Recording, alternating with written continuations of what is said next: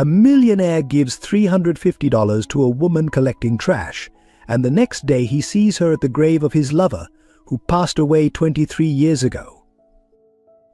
The blizzard howled through Manhattan's steel canyons, turning streetlights into ghostly halos in the darkness.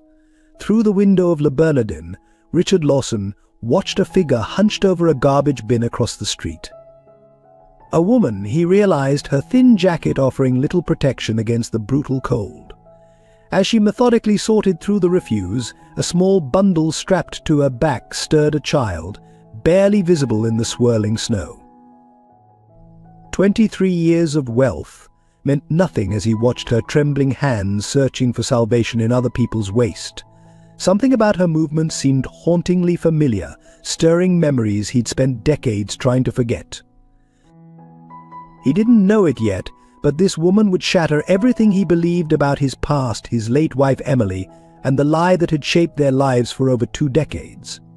In the bitter cold of this winter night, fate was about to unravel 23 years of carefully buried secrets.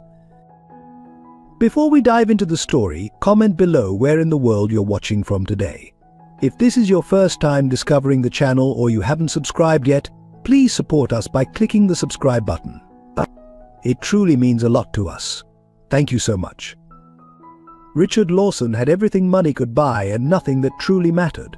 From his penthouse overlooking Central Park, he watched the snow blanket the city in pristine white, much like the emptiness that had covered his heart since Emily's death 23 years ago. The December wind rattled the floor-to-ceiling windows, a sound that had become his only consistent companion in the decades of solitude. At 63, he was one of New York's most successful investment bankers, with a net worth that made headlines in Forbes.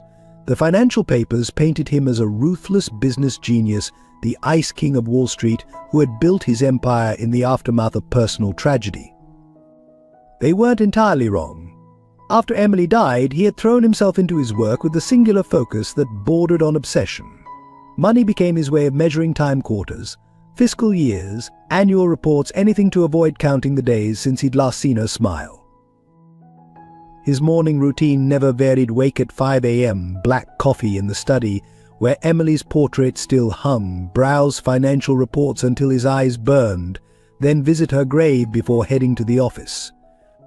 The staff at Greenwood Cemetery had grown used to seeing him there, this elegant man in bespoke suits who spoke to a headstone as if it could answer back. Some days he brought fresh peonies, her favorite. Other days just his guilt and regret. The massive apartment felt more like a museum than a home. Everything was exactly as Emily had left it, her books still arranged by color on the shelves, her favorite cashmere throw draped over the reading chair, her recipe box untouched in the kitchen. The cleaning staff had strict instructions never to move anything in what he still called Emily's room's time had stopped in those spaces on February 15th, 2001, the day his world ended. "You should start dating again," his sister Margaret often suggested during their monthly dinners. Emily wouldn't have wanted you to be alone, but Margaret hadn't known Emily like he had. Or perhaps, as recent events would prove, he hadn't known Emily at all. The only change he'd allowed in his life was his charitable giving. The Emily Lawson Foundation donated millions to medical research, though he attended none of the galas or ceremonies held in its name. His accountant handled all the paperwork, and his PR team managed the public image. Richard's only requirement was that each grant recipient received a letter explaining who Emily had been: a brilliant woman who loved art and literature, who died too young from a rare genetic condition that no amount of money could cure. Tonight, as the snow fell heavier outside his window, Richard loosened his tie and poured himself a glass of the scotch he reserved for difficult days. The board meeting had run late, full of young ambitious executives suggesting modernization and restructuring. Corporate euphemisms for dismantling everything he'd built. They saw him as a relic, a lonely old man clinging to outdated methods. Perhaps they were right. He walked to the safe hidden behind Emily's portrait and entered the combination: her birthday. Inside, past the documents and jewelry, lay a small leather diary he'd never found the courage to read. Emily had left it for him, along with a note asking him to wait until he was ready. 23 years later, he still wasn't sure if he'd ever be ready to face her final thoughts. The intercom buzzed his security team's evening check-in. "All clear, Mr. Lawson. The storm's getting worse. Weather service is advising against any travel tonight." "Thank you, James," he replied automatically, though the guard's name was Michael. These small slips had been happening more frequently lately. Memory playing tricks, his doctor said. Nothing serious, just age and isolation taking their toll. Looking out at the swirling snow, Richard felt the familiar weight of loneliness pressing down. In all these years, he'd never understood why Emily had been so adamant about not having children. They'd had the means, the space, the love, but whenever he brought up the subject, she'd change the topic with a skill he now recognized as deflection. If they'd had a child, would his life be different now? Would there be warmth in these cold rooms, voices to fill the silence? He didn't know it yet, but the answer to that question was currently digging through garbage bins 6 blocks away, fighting to survive another winter night with a sick child strapped to her back. Sophie Chen never imagined she'd be grateful for a dumpster's relative warmth.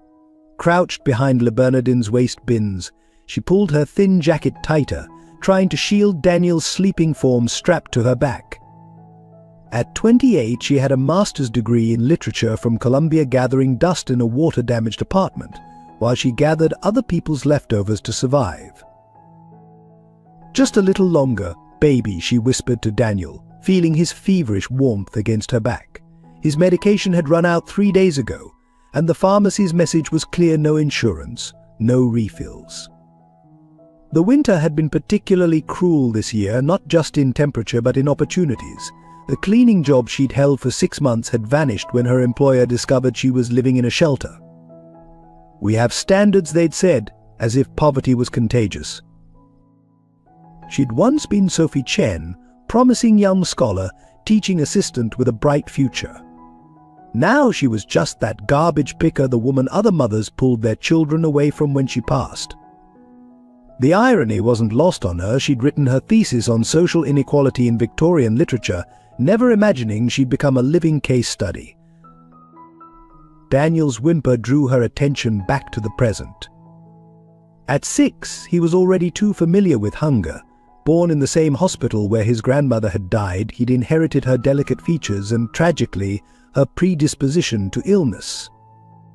The doctors had warned Sophie about the genetic condition during her pregnancy, but she'd chosen to keep him anyway.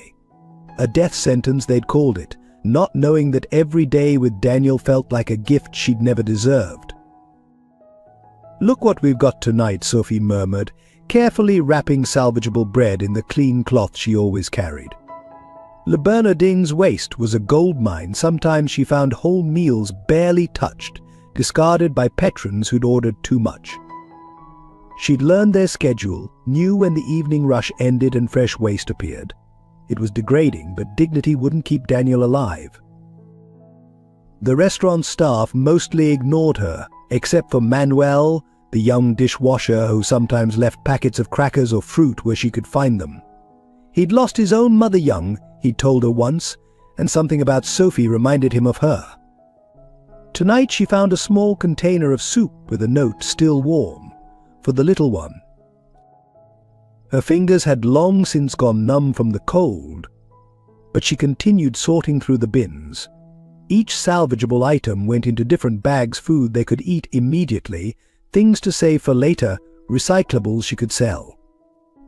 The local recycling center paid barely enough to notice, but Sophie had learned that survival meant counting every penny. The sound of approaching footsteps made her freeze. Last week, a security guard had threatened to call the police if he caught her stealing again. She'd tried explaining that discarded items weren't legally private property, citing specific court cases, a flash of her old academic self that had only angered him more. "Move along," the guard had sneered, "before your kid ends up in foster care where he belongs." The threat had kept her away for 2 days, until Daniel's fever spiked and desperation drove her back. She'd been a fool to think her education would protect her from life's cruelties. Her professors had never taught her how to choose between dignity and survival. In her tiny apartment, a converted storage room she rented from a sympathetic superintendent, Sophie kept a box of treasures under her bed. Inside was her Columbia diploma, a faded photograph of a woman whose features mirrored her own, and a letter she'd never sent to the millionaire who lived in Central Park West. "Dear Mr. Lawson," it began, but courage had failed her every time she tried to continue. The woman in the photograph, Emily Lawson, smiled out at Sophie with eyes that held secrets Sophie was only beginning to understand. She'd found the photo in a file at the adoption agency, along with medical records that explained too much and revealed too little. The same genetic condition that threatened Daniel had taken Emily's life, a cruel inheritance that blood had passed on despite adoption papers. A gust of wind scattered snow across Sophie's face, mingling with tears she hadn't realized were falling. Daniel stirred against her back, mumbling in his fever dreams about angels in the snow. She had to keep going, had to find enough to make it through another night. Tomorrow she would try again to find proper work, to break free from this cycle of poverty and shame. Tomorrow she would find the courage to confront the truth. But tonight, in the bitter cold behind New York's finest restaurant, Sophie Chen's secret granddaughter of one of the city's wealthiest men continued picking through garbage to keep her son alive. New York City was suffering its coldest winter in decades. The thermometer outside Grand Central Terminal read 5-15 degrees, but the wind chill made it feel like 10 degrees. Weather forecasters called it an Arctic apocalypse, as if ordinary terms couldn't capture the brutality of this December. Fifth Avenue's famous holiday windows offered scenes of winter wonderland, while the reality on the streets told a different story. The National Weather Service had issued its third blizzard warning of the month. 8 inches of snow had already fallen since morning, with another foot expected overnight. The city that never sleeps was finally showing signs of surrender. Subway delays stretched into hours, and even the 24-hour bodegas were closing early. Steam rose from manholes like ghostly sentinels, while salt trucks waged a losing battle against the relentless accumulation. In Sophie's basement apartment, the ancient radiator clanked and wheezed but barely raised the temperature above 50 degrees. Her superintendent had apologized the building's boiler was struggling to heat all 6 floors, and heat naturally rose. What he meant was that the paying tenants above deserved warmth more than the woman who cleaned their hallways. Daniel huddled under 3 blankets, his fever pushing 102 degrees, despite the children's Tylenol she'd rationed over the past week. "Mummy, why can't we turn on the space heater?" Daniel's voice quivered between chattering teeth. Sophie didn't have the heart to tell him they couldn't afford the electricity. Last month's bill had been $180, nearly half her weekly earnings from recycling. The space heater remained unplugged, a useless plastic promise in the corner. Outside, the wind howled through Manhattan's corridors with renewed vengeance. Weather apps showed the gusts hitting 35 mph, strong enough to knock over garbage cans, Sophie's vital food source. She'd learned to calculate her survival in numbers: 400 calories saved from each dumpster dive, 3 miles walked between profitable locations, 6 hours of exposure before risk of frostbite set in. Her fingers were already showing the early signs, red and swollen from too many nights without proper gloves. The wealthy residents of Upper East Side brownstones hurried past in Canada Goose parkas that cost more than her monthly rent, their dogs wearing booties that could have bought Daniel's medicine. Through their windows she glimpsed Christmas trees and crackling fireplaces, scenes from a life that felt as distant as the stars barely visible through the storm clouds. At Mount Sinai Hospital, where Daniel had his monthly checkups, the waiting room thermometer read a comfortable 72 degrees. Sophie treasured these visits not just for the medical care, but for the blessed hours of warmth. Dr. Patterson had started scheduling their appointments for late afternoon, tacitly allowing them to stay until evening rounds began. The cold aggravates his condition, she'd explained to her colleagues, a medical excuse for human kindness. Tonight's forecast promised particular cruelty, temperatures dropping to 1 dec by midnight, wind chills approaching 20 dec, and black ice forming on every surface. The city's homeless shelters were already overcrowded, their capacity stretched by the 40% increase in demand this winter. Sophie had tried them once, but Daniel's coughing had drawn complaints, and the threat of social services involvement had sent them back to their freezing basement. The storm's geometry transformed Manhattan. 3-foot snowdrifts curved against buildings like frozen waves. Ice daggers, some reaching 18 inches, hung from fire escapes like nature's warning signs. The blizzard had already claimed 2 lives: an elderly man in Queens and a homeless woman in Central Park. The city's mortality statistics would label them as weather-related deaths, a sterile term for freezing to death in the world's wealthiest city. In her better moments, Sophie found bitter poetry in the weather. She'd once taught her students about Jack London's To Build a Fire, never imagining she'd intimately understand the protagonist's desperate battle against cold. Now, watching her breath form crystals in the 40-day air of their apartment, she wondered if London had known about the way extreme cold made every decision a matter of survival. The radiator gave one final clank and went silent. In the darkness, Sophie could hear Daniel's breathing, still too fast, still too shallow.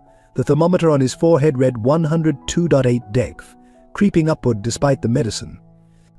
Outside their single window, snow continued to fall, each flake a reminder of nature's indifference to human suffering. 3 blocks away, in his climate-controlled penthouse, Richard Lawson prepared for another sleepless night, unaware that his granddaughter and great-grandson were slowly freezing in the same merciless storm that had taken his wife 2 decades ago. Richard hadn't planned to stay at Le Bernardin so late. The restaurant was nearly empty, most patrons having fled before the storm intensified. But something kept him seated by the window, nursing a glass of Bordeaux that had lost its taste hours ago. Perhaps it was the thought of returning to his empty penthouse, or maybe it was the strange pull of the swirling snow outside the same kind of weather that had taken Emily from him. All through the frosted glass, he watched the figure again. The woman had been methodically searching through the restaurant's waste bins for the past 20 minutes, her movements precise despite the bitter cold. There was something almost graceful about her efficiency, like a dancer performing a well-rehearsed routine. The bundle on her back shifted occasionally a child, he realized with a tightening in his chest. "Would monsieur like another glass?" the waiter's voice startled him. "No," Richard replied, still watching the woman. "Tell me, how long has she been coming here?" The waiter's professional smile faltered. "The garbage picker? A few months, perhaps. The kitchen staff usually ignore her. She's quiet, causes no trouble." Richard noticed how the waiter avoided mentioning the child. In New York, selective blindness was a survival skill. He reached for his wallet, withdrawing several $100 bills. The week's ATM withdrawal, $350, felt heavy in his hand. "Your check," so the waiter began, but Richard was already standing. "Keep it." All of it he pulled on his cashmere coat, its warmth suddenly shameful. Outside, the cold hit him like a physical blow. The woman didn't notice him approaching, too focused on carefully wrapping what looked like discarded bread in clean cloth. Up close he could see her hands were bare, red and swollen from the cold. The child on her back was bundled in what appeared to be multiple layers of thin clothing, none adequate for the weather. "Excuse me," Richard said softly, trying not to startle her. She spun around with the instinctive fear of the hunted, pulling the child closer. In the stark light from the restaurant windows, Richard caught his first clear look at her face. Something about her features, the curve of her cheek, the set of her eyes, struck a chord of recognition so deep it left him breathless. For a moment he could have sworn he was looking at a ghost. "I'm not stealing," she said quickly, her voice educated, incongruous with her circumstances. "There are legal precedents regarding discarded items." "I'm not," Richard paused, struck by the familiar cadence of her speech. "I'm not here about that," I thought. "You might need this." He held out the money. She stared at the bills, suspicion warring with desperate need on her face. The child chose that moment to cough a wet, rattling sound that seemed to echo in the empty street. Richard saw her resolve crumble at the sound. Why, she asked, not reaching for the money. Because it's 5 degrees outside and your child is sick. Richard stepped closer, noticing how she flinched at his movement. Please, take it. Her hand trembled as she reached for the bills, and their fingers brushed briefly. The contact sent an inexplicable shock through Richard. Her skin was ice cold, yet the touch burned with familiarity. Thank you, she whispered, quickly tucking the money into her coat. The child stirred, revealing a small face flushed with fever. This will help with his medicine. Richard found himself wanting to say more, to ask her name, to understand why she seemed so hauntingly familiar, but she was already backing away, gathering her salvaged items with practice speed. Wait, he called out. Do you need a ride somewhere? I can call my driver. No, she cut him off, already turning away. Thank you, but we're fine. She paused, just for a moment, and looked back at him. In that brief glance, Richard saw something that would haunt him for days: a flash of Emily's eyes, the same shade of brown, the same depth of unspoken sadness. Then she was gone, swallowed by the swirling snow, leaving Richard standing alone in the cold. He watched until her figure disappeared completely, fighting an irrational urge to run after her. The rational part of his mind dismissed the resemblance as a trick of light and memory, but something deeper, something that remembered Emily's touch, Emily's voice, knew better. Inside Le Bernardin, his half-finished wine still sat on the table, but Richard was already walking toward his car, pulling out his phone. Michael. He said to his head of security, I need you to find out about a woman who searches through the restaurant's garbage. She has a sick child. And Michael, make it quick. What Richard couldn't know, was that Sophie was already halfway to Mount Sinai Hospital, the $350 clutched in her frozen hand like a lifeline, praying it would be enough to buy Daniel's medicine. And on her mind was a single haunting thought: she had just met her grandfather, and he hadn't recognized her at all. Dawn broke over Greenwood Cemetery with bitter clarity, the mercury still hovering at 3 depth. Fresh snow had transformed the grounds into an otherworldly landscape of white marble and crystallized trees. Richard's footsteps crunched along the familiar path to Emily's grave, his daily pilgrimage unchanged by weather or circumstance. 23 years of routine had taught him to notice any disruption. Today, something was different. Fresh footprints in the snow led to Emily's headstone, too small to be the groundskeeper's. They disappeared beneath a figure huddled beside the grave, head bowed in what appeared to be prayer. Richard's heart stumbled. In all these years, no one else had ever visited Emily's grave. Her family was gone, their friends had moved on, and he'd grown accustomed to his solitary mourning. Yet here was someone else, someone who had braved the brutal cold to reach this spot. As he drew closer, recognition hit him like a physical blow. The garbage picker from last night. She wore the same thin jacket, but the child wasn't with her. She was tracing Emily's name on the headstone with bare fingers, her shoulders shaking with what he first thought were sobs. "Excuse me," Richard's voice came out sharper than intended, crystallizing in the frozen air. "What are you doing here?" She turned slowly, and Richard saw she wasn't crying, she was shivering violently from the cold. Her lips had taken on a bluish tinge, a dangerous sign in these temperatures. But what struck him most was her expression, not guilt at being caught, but a deep, resigned sadness. "Mr. Lawson," she acknowledged quietly. "I was wondering if you'd come today, with the weather being so bad." The familiarity of her tone set off warning bells. "You know who I am?" Yes, she stood carefully, her movements stiff from cold.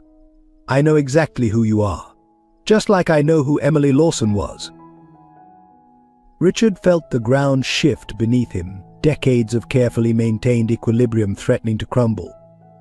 "Who are you?" My name is Sophie Chen. She reached into her coat and withdrew a worn envelope. And Emily Lawson, she was my mother. The world tilted sideways. Richard grabbed the nearest headstone for support, the cold marble anchoring him to reality. That's impossible. Emily never had children. We never. She did. Sophie's voice was gentle but firm. She had me, but she never told you. She gave me up for adoption the day I was born. No, Richard shook his head violently. No, I would have known. We were married, she would have told me. Sophie held out the envelope with trembling fingers. She wrote this letter, explaining everything. I found it when I started searching for my birth parents. Her hand shook harder. I've been coming here for months, trying to find the courage to tell you. Richard stared at the envelope, Emily's distinctive handwriting like a ghost on the yellowed paper. Why now? Why come forward after all these years? Because my son is dying. Sophie's voice cracked. The same condition that killed Emily, it's genetic. Daniel inherited it. The doctors say without treatment she swallowed hard. I've tried everything else. Every job, every program, every charity. But the treatment costs more than I'll ever make picking through garbage. Richard's mind raced, pieces falling into place with devastating clarity. The familiar features that had haunted him last night, the educated speech, the way she'd known he would be here, it all pointed to an impossible truth. The money last night, he said slowly. You could have told me then. Would you have believed me? Sophie asked. A garbage picker, claiming to be your long-lost daughter? I needed you to see me here, at her grave. I needed you to understand that I'm not looking for your money or your name. Her voice broke. I just want to save my son. Your grandson. The word grandson hit Richard like a thunderbolt. He stared at Sophie, really looked at her, and saw Emily in every line of her face. The same determined chin, the same expressive eyes, even the way she held herself against the cold mirrored his late wife's graceful stance. How he started, then stopped, unsure what he was even asking. How had he not known? How had Emily kept this secret? How had 23 years passed without him having any idea he had a daughter? Read the letter, Sophie said softly. She explains everything. She turned to go, her footprints marking a retreat through the snow. Wait, Richard called out, finding his voice. Where's Daniel? Is he? At the hospital. Sophie paused but didn't turn around. They're keeping him for observation until I can pay for his medication. Room 523, Mount Sinai. She took another step, then added, he has her eyes too. Emily's eyes. Richard watched her disappear among the headstones, the letter burning in his hand like a live coal. Behind him, Emily's grave stood silent, its secrets finally beginning to surface after 23 years buried in winter's cold embrace. Richard sat in his car outside Greenwood Cemetery, Emily's letter trembling in his hands. The heat was on full blast, but he couldn't stop shaking. The familiar cream-colored stationery, her perfect penmanship, it was like holding a piece of her again. For several minutes, he just stared at his name written in her hand, afraid that opening it would make everything real. Finally, he broke the seal. My dearest Richard, by the time you read this, I'll be gone. The doctors say I have weeks, maybe days. There's so much I need to tell you, truths I've carried alone for far too long. I pray you'll understand why I made the choices I did, even if you can't forgive them. 23 years ago, before we met, I learned I was carrying a child. I also learned I had a rare genetic condition, one that would eventually take my life. The doctors told me the baby would have a 50% chance of inheriting it. I was 22, scared and alone. Richard's hands clenched the paper. They'd met when she was 23. She'd never mentioned. I made the hardest decision of my life. I gave our daughter up for adoption. Not because I didn't want her, but because I couldn't bear the thought of leaving two people I loved to mourn me instead of one. The adoption agency promised she would go to a good family, one that could give her everything I couldn't. Then I met you, Richard. You were brilliant, kind, and so full of dreams about our future. When you talked about building an empire, about changing the world, I couldn't bring myself to tell you about the baby. How could I burden your dreams with a child you never knew existed? How could I tell you that both she and I might carry a death sentence in our genes? Tears splashed onto the paper, smearing the ink. Richard wiped his eyes roughly, reading on. Her name is Sophie. I made sure she would always know her medical history, even if she never knew me. The adoption agency has all the information about the genetic condition. I've left letters for her too, explaining everything. I hope someday she'll understand that giving her up was an act of love, not abandonment. I know you, Richard. I know you're angry right now, feeling betrayed. You would have stood by me, would have raised her with me. That's exactly why I couldn't tell you. You would have put your life on hold, sacrificed everything to care for us. I've seen how you cope with loss, throwing yourself into work, building walls around your heart. One loss nearly destroyed you. I couldn't bear to risk leaving you with two. The car's windows had fogged up, creating a private bubble around Richard's grief. Outside, the cemetery grounds were empty, snow continuing to fall in silent accusation. The hardest part wasn't giving her up. It was watching you talk about wanting children someday, knowing I had denied you the joy. Every time you mentioned our future family, I died a little inside, but I told myself it was better this way. Better you have a few years of uncomplicated happiness with me than a lifetime of worry about Sophie, about the genetic time bomb we might have passed to her.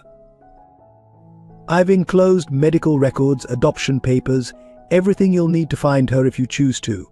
But Richard, my love, be prepared she may have inherited more than just my features. If she has the condition, she'll need more than just answers about her past.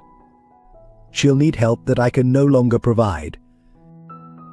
The final paragraphs were shakier, as if written with failing strength. I'm so sorry, Richard. Sorry for the lies, for the years of silence, for the weight of this truth I'm leaving you to carry. But I'm not sorry for protecting you both the only way I knew how. Love doesn't always look like truth. Sometimes it looks like sacrifice, like silence, like letting go. If you find her, tell her I thought of her every day. Tell her that giving her life was the best thing I ever did, and giving her up was the hardest. Tell her that her mother loved her enough to let her go, and that her father would have loved her too, if only he had known. Forever yours, Emily. Richard lowered the letter, his vision blurred with tears. Through the foggy window, he could make out Emily's headstone in the distance. 23 years of daily visits, and he'd never known he was mourning more than just his wife. His phone buzzed a message from his security team. Mount Sinai records confirm Sophie Chen, age 28. Birth mother Emily Lawson. Son Daniel Chen, age 6, admitted last night. Critical condition. Genetic testing shows positive for same condition as EL. Requesting instructions. Richard started the car, his hands steady now. The letter had answered one set of questions only to raise 100 more. But one thing was clear: he had a grandson fighting for his life in a hospital room, carrying the same genes that had taken Emily. And history was trying to repeat itself. Not this time, he whispered, pulling away from the cemetery. Not this time, Emily. If this story of love, sacrifice, and redemption touched your heart, join our community of storytellers and listeners. Every week we bring you powerful narratives that remind us of our shared humanity. Subscribe to stay connected with more emotional journeys that challenge our perspectives and warm our hearts, even in life's coldest moments.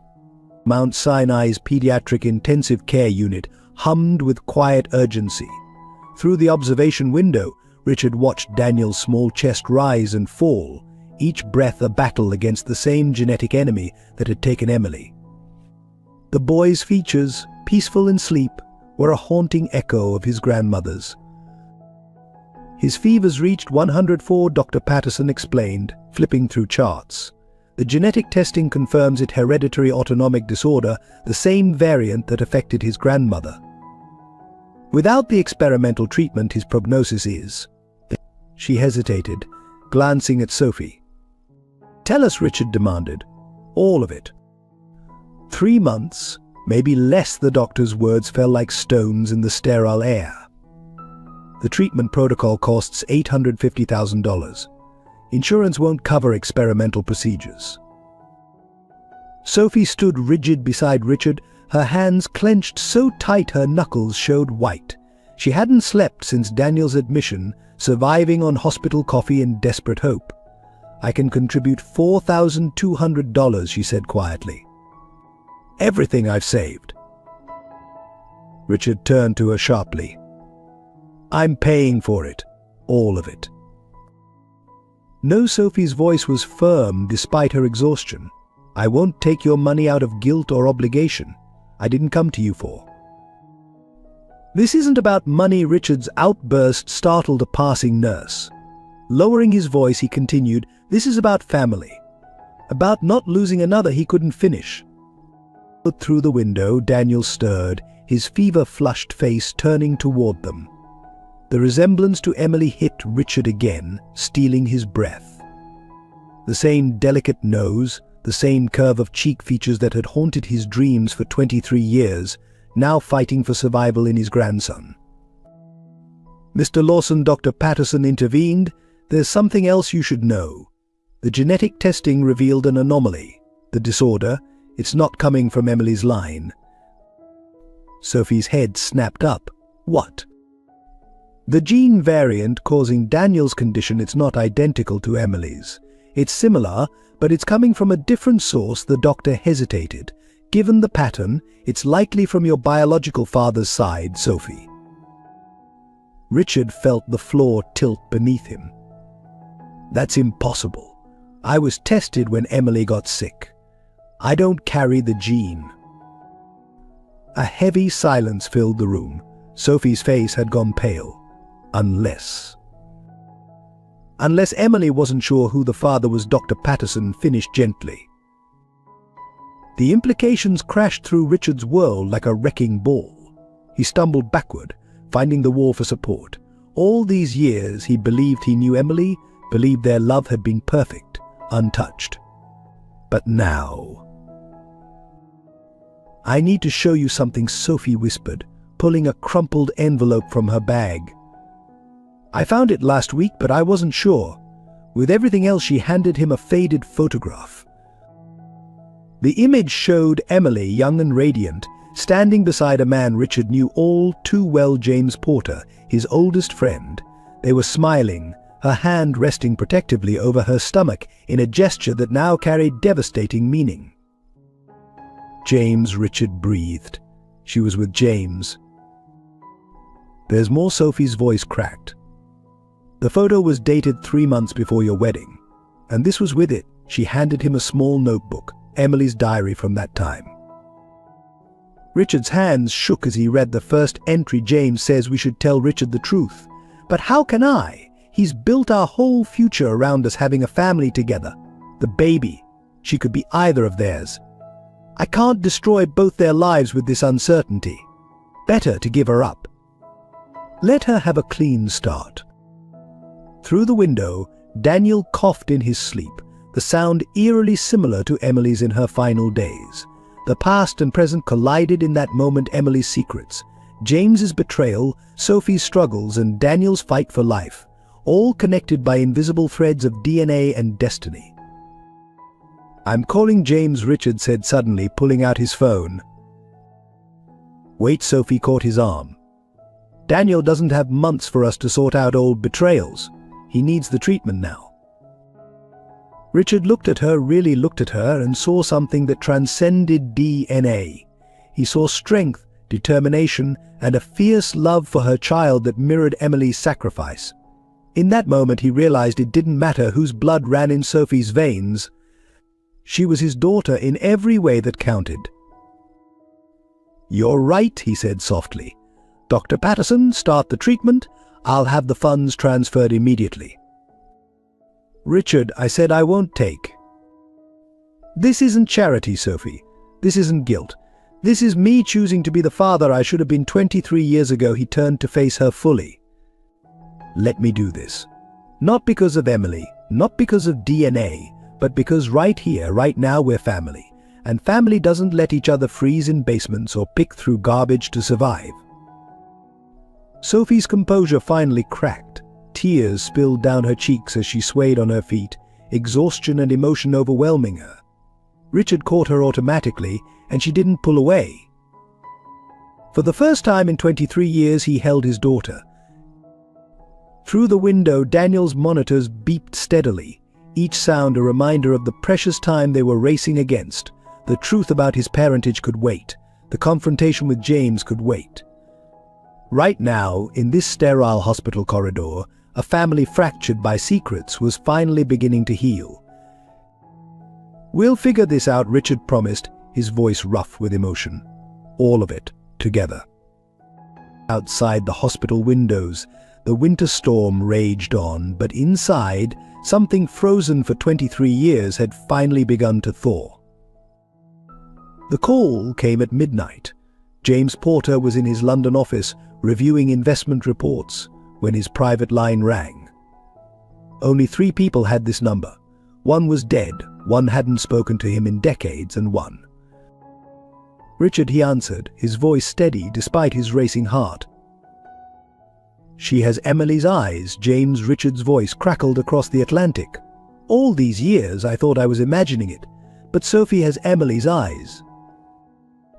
The fountain pen in James's hand snapped, spreading ink like blood across quarterly reports. He'd known this day would come, had dreaded it for 28 years. "You found her, it wasn't a question." "Did you know?" Richard's voice turned dangerous. "All these years, did you know about Sophie?" James closed his eyes, seeing Emily's face the last time they'd spoken.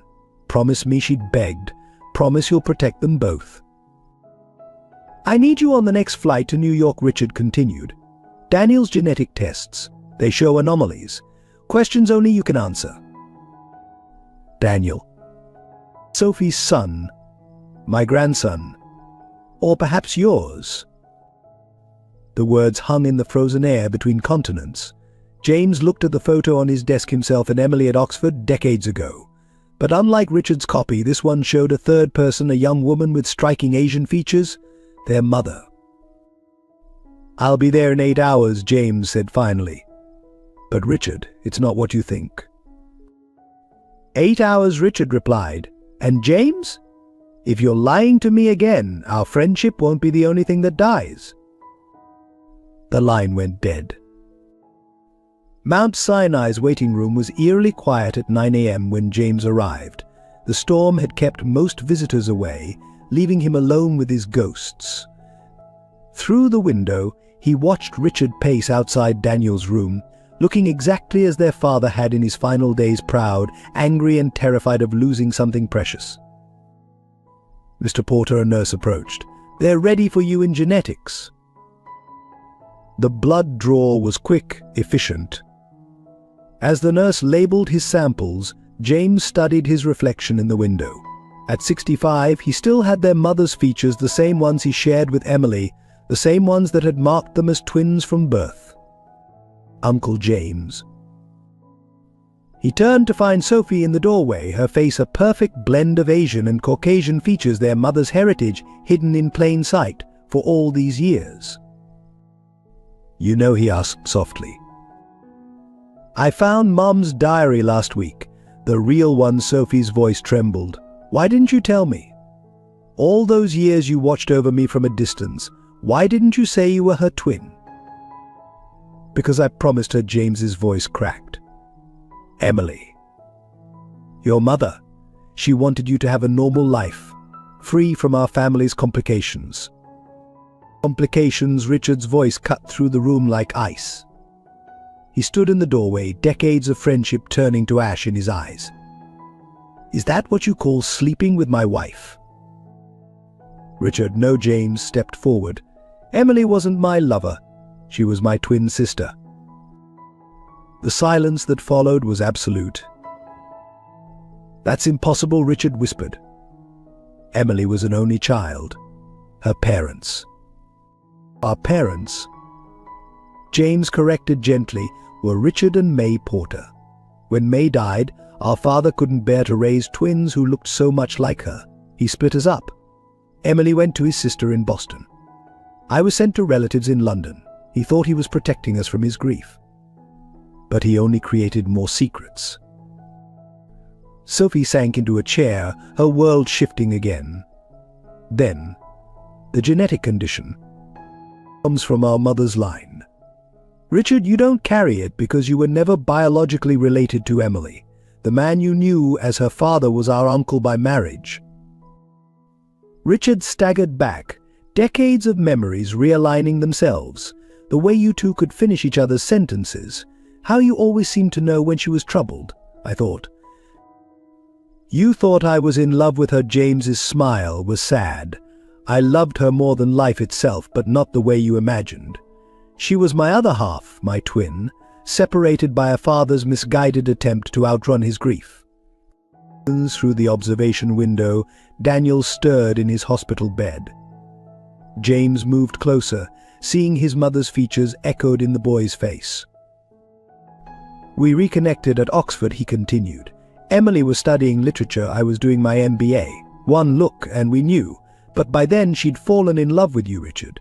She wanted a normal life, away from our family's tragedy.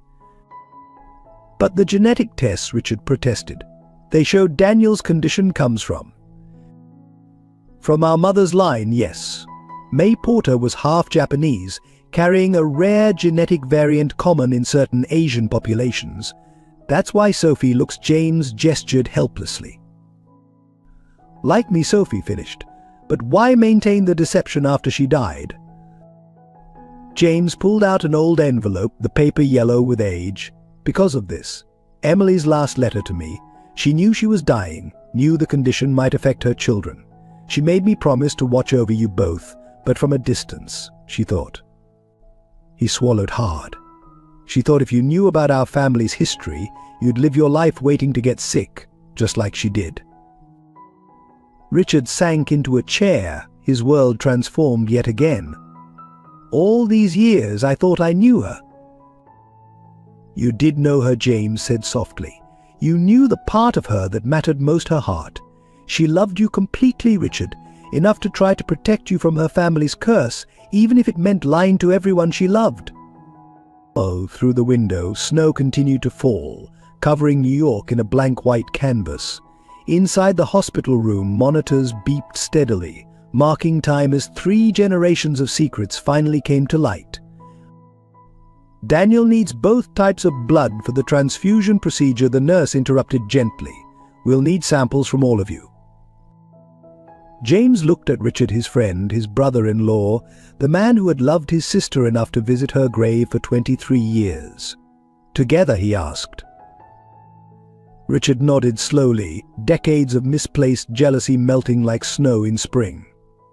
Together. The New York Post broke the story on a Tuesday. Garbage picker revealed as Millionaire's heir. By Wednesday, the vultures had descended. News vans clogged Mount Sinai's parking lot, their satellite dishes reaching up like metallic flowers through the falling snow. Inside, Sophie watched her private tragedy become public entertainment. Miss Chen. Is it true you were living in poverty while your father was worth billions? Mr. Lawson. Did you really not know about your illegitimate daughter? What about the child's medical condition? Sources say it's the same disease that killed. Hospital security formed a barrier, but couldn't block the endless buzz of social media. Trash to Treasure was trending. Someone had leaked photos of Sophie picking through Le Bernardine's garbage, juxtaposed with Richard's Forbes cover. The internet had opinions. She's clearly running a scam, one viral tweet claimed. Convenient timing with the kid getting sick. Typical 1%er, another read, let his own flesh and blood freeze while he lived in luxury. Richard's PR team wanted to issue statements, control the narrative. Sophie refused. I won't use my son's illness for publicity, she said firmly. even as her former neighbors were selling interviews about the mysterious garbage lady to tabloids. The worst blow came from her old university. Columbia, where she'd once been a promising PhD candidate, released a statement while we sympathize with MS. Chen's situation, her choice to withhold information about her financial background during scholarship applications raises ethical concerns. "They're taking away my teaching fellowship," Sophie told Richard, her voice hollow. "Apparently I committed fraud by not listing you as family, even though I'd never met you." Richard's jaw tightened. He'd been battling his own demons, board members questioning his judgment, investors nervous about scandal, old friends suddenly remembering odd things about Emily they felt compelled to share with journalists. "Let me handle it," he started, reaching for his phone. No, Sophie's voice was steel. "I won't have Daniel wake up to headlines about his mother being saved by wealthy relatives. He deserves better than their narrative." Through the observation window, Daniel slept on, unaware of the storm brewing around him. The experimental treatment was working, his fever finally breaking, but each bag of medicine came with whispers. The parents in the pediatric ward, who'd once shared coffee and sympathy with Sophie, now watched her with mixed resentment and curiosity. "Must be nice," one mother muttered, loud enough to hear. "Some of us can't afford miracle cures." The comment hit Sophie like a physical blow. She'd spent months beside these parents, sharing their fears and hopes. Now she was somehow different, tainted by an association she'd never asked for. James arrived one morning to find Sophie crying in the hospital chapel. The night shift nurse, she explained, wiping her eyes. She asked if I was one of those people who pretend to be poor for attention, said there are children who really need help, not just rich kids playing poverty tourist. "You've done nothing wrong," James insisted.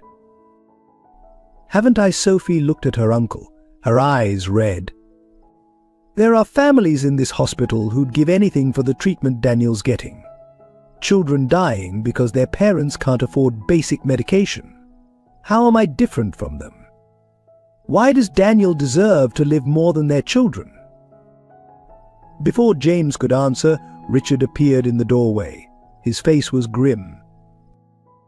"The hospital board is meeting," he announced. "Someone leaked Daniel's treatment costs. There's concern about resource allocation. They want to stop his treatment." Sophie's voice cracked. "No, but they're suggesting we move him to a private facility. They're worried about optics, about other families demanding similar exceptions."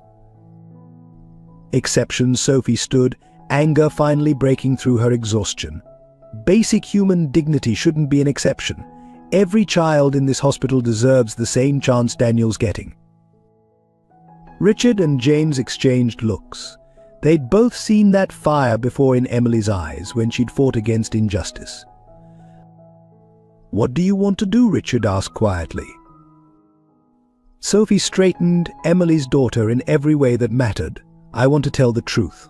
All of it. Not their twisted version, not some PR spin. The real story about poverty and privilege, about mothers choosing between food and medicine, about children dying because healthcare is a luxury." "It could get ugly," James warned. "The media." "It's already ugly," Sophie cut him off. "But maybe Daniel's story can help change things. Not just for him, but for every child in this hospital. Every parent picking through garbage to save their baby." Richard looked at his daughter, really looked at her, and saw not just Emily's features, but her spirit, the same determination to fight impossible odds, to stand up for what was right. "Whatever you want to do," he said softly, "we'll back you.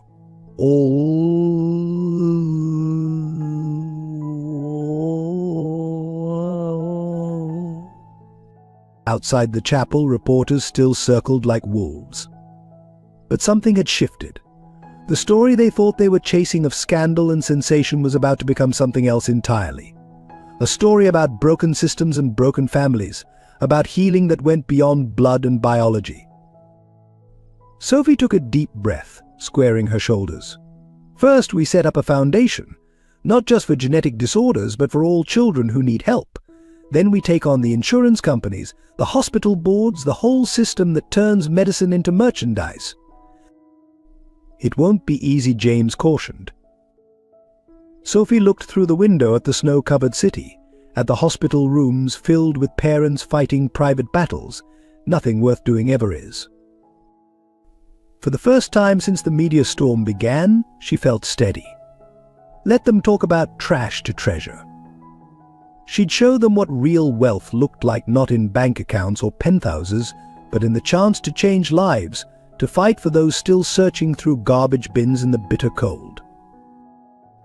Daniel would wake up to more than headlines. He'd wake up to a mother who refused to be shamed for survival, and a legacy of change that started with a winter night and a quest for truth. Daniel's first steps out of intensive care coincided with a rare break in the winter storms.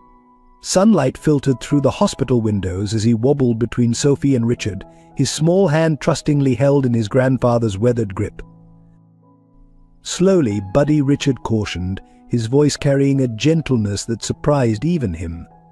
The boy looked up with Emily's eyes, still fever-bright but clearer now, and smiled. "Tell me about Grandma Emily again," Daniel asked, a new ritual that had developed during his recovery. He settled into his wheelchair, tubes and monitors still attached, but fewer now. Richard glanced at Sophie, who nodded encouragingly. These moments were healing more than just Daniel's body. "Well," Richard began, pulling up a chair, "your grandmother loved winter, believe it or not. She used to say snowflakes were like little messages from heaven. Each one unique, each one perfect in its own way."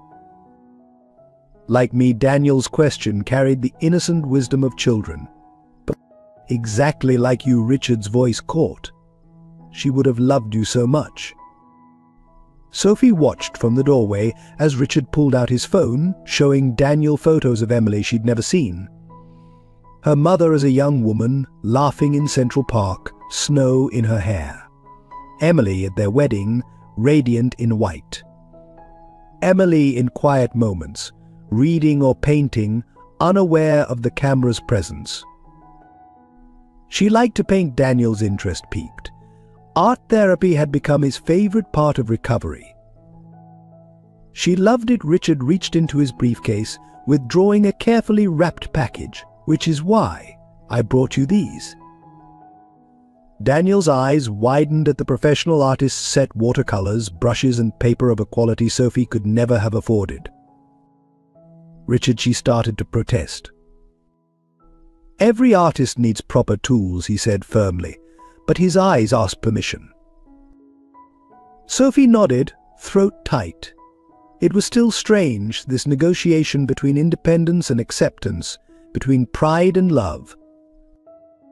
"Can I paint Grandma?" Daniel asked, already opening the set, from the pictures. "Of course you can, sweetheart." Sophie moved to help him set up, but Richard was already there, expertly arranging the supplies with unexpected familiarity. "Emily taught me," he explained, catching her questioning look. "I was terrible at it, but she insisted art was about joy, not talent." As Daniel began to paint, tongue caught between his teeth in concentration, James arrived with breakfast, not hospital cafeteria food, but carefully packed containers from Sophie's favorite Vietnamese restaurant. "Mrs. Nguyen sends her love," he said, setting out the pho. "She's been worried since you stopped coming to the shop." Sophie blinked back tears. Mrs. Nguyen had often fed her for free during the hardest times, waving away attempts to pay. "You remind me of my daughter," she'd say, "lost too young." "Look," Uncle James. Daniel held up his painting, a somewhat abstract but heartfelt rendition of Emily in the snow. "It's Grandma sending snowflake messages." James moved closer, his breath catching. Despite the child's untrained hand, something of Emily's essence shone through the watercolors. "It's perfect," he managed. "She would have loved it." The family gathered around the small hospital table, steam rising from bowls of pho like incense in a temple. It was becoming their new normal, these shared meals, these gentle moments between treatments and tests. "And I found something else," Richard said after they'd eaten. He pulled out an old leather journal. Emily's art diary. She kept sketches, notes about colors and techniques. I thought, maybe we could learn together. Daniel nodded eagerly, but it was Sophie's expression that caught Richard's heart, a look of such longing, such hunger for connection to the mother she'd never known. She wrote about you, Richard said softly, opening to a marked page. Even before you were born. Listen today, my baby moved like a dancer in the womb. I imagine her painting someday, small hands creating beauty just like my mother taught me. Some gifts skip generations, they say, but art, like love, finds its way home. Sophie's hand trembled as she touched the page, tracing her mother's handwriting. I always loved art class, she whispered. Even in the shelter schools, it felt familiar somehow. Genetic memory, James suggested. Like how Daniel holds his brush exactly like May, your grandmother. They spent the afternoon with the journal, Richard and James taking turns reading Emily's notes while Daniel painted and Sophie sketched. Outside, the city rushed by, unaware of the small miracle happening in room 523, a family piecing itself together through art and memory, through shared blood and chosen bonds. Later, when Daniel had fallen asleep surrounded by his artwork, Sophie found Richard standing by the window. Thank you, she said quietly. Not just for the art supplies, but for sharing her with us like this. Richard turned, his eyes wet. I kept her to myself for so long, he admitted. Hoarded every memory like a miser with gold. But seeing her live on in Daniel's paintings, in your sketches, it's like she's here somehow, bringing us together even now. I was so angry at first, Sophie confessed. Angry that she gave me up, that you had all these years with her while I had nothing.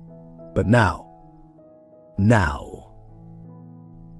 I see that we all had pieces of her. Your memories, James's connection, my inherited loves. Maybe we needed to find each other to make her whole again. A nurse appeared with Daniel's evening medications, pausing at the sight of the art-strewn room. Her face softened. The other children were asking about the painting, she said. Daniel told them about his artist grandmother sending snowflake messages from heaven. Now they all want to paint too. Richard and Sophie exchanged looks. In that moment, something crystallized a way to honor Emily, to heal not just their family but others too. What if Sophie began slowly? We set up an art therapy program, here in the pediatric ward, in Emily's name. Richard smiled, seeing Emily's spirit shine through her daughter's heart. I think she'd love that. Can I help teach? Daniel asked sleepily from his bed. I know all about snowflake messages now. Yes, my darling, Sophie moved to tuck him in. You can help teach. We all can. As night fell over New York, snow began to fall again, gentle now, more blessing than curse. In room 523, artwork covered the sterile walls, transforming the hospital space into a gallery of love and memory. A family once fractured by secrets had found its way home, guided by an artist's heart that beat on through generations. Richard looked at his grandson sleeping peacefully, at his daughter adding final touches to her sketch, at his brother-in-law arranging tomorrow's art supplies. Emily's last gift to them all, the chance to create something beautiful from broken pieces. The monitors screamed to life at 3:47 a.m. Sophie, dozing in the hospital chair, jerked awake to find Daniel convulsing, his small body rigid against white sheets. His temperature had spiked to 105 def. Code blue. Pediatric ward. The night nurse's voice crackled over the intercom. Room 523. Richard, who had been sleeping in the family waiting area, arrived just as they were intubating his grandson. He caught Sophie as her knees buckled. The treatment, she gasped. It was working. He was getting better. Dr. Patterson burst in with her team barking orders. It's an immune response, she explained rapidly, checking Daniel's vitals. His body is fighting the treatment. We need to get him stabilized now. Through the controlled chaos, James appeared, still in his evening suit. He'd been at a hospital board meeting about funding for the children's ward. One look at the scene and he was on his phone, calling in specialists from across the country. His pressures dropping, a nurse called out, "Push one of API Dr. Patterson ordered, and get me those blood results from yesterday."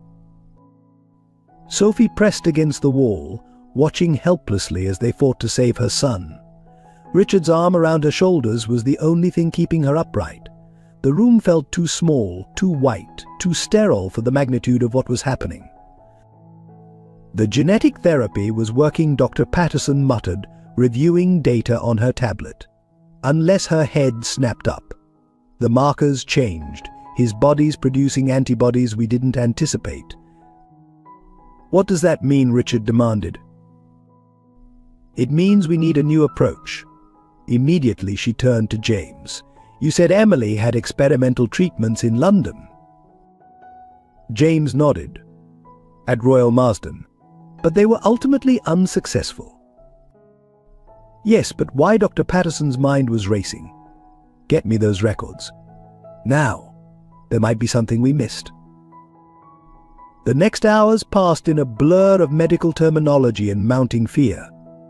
Daniel remained unconscious, machines breathing for him, while doctors debated treatment protocols in hushed, urgent tones. Around dawn, Dr. Patterson gathered them in her office.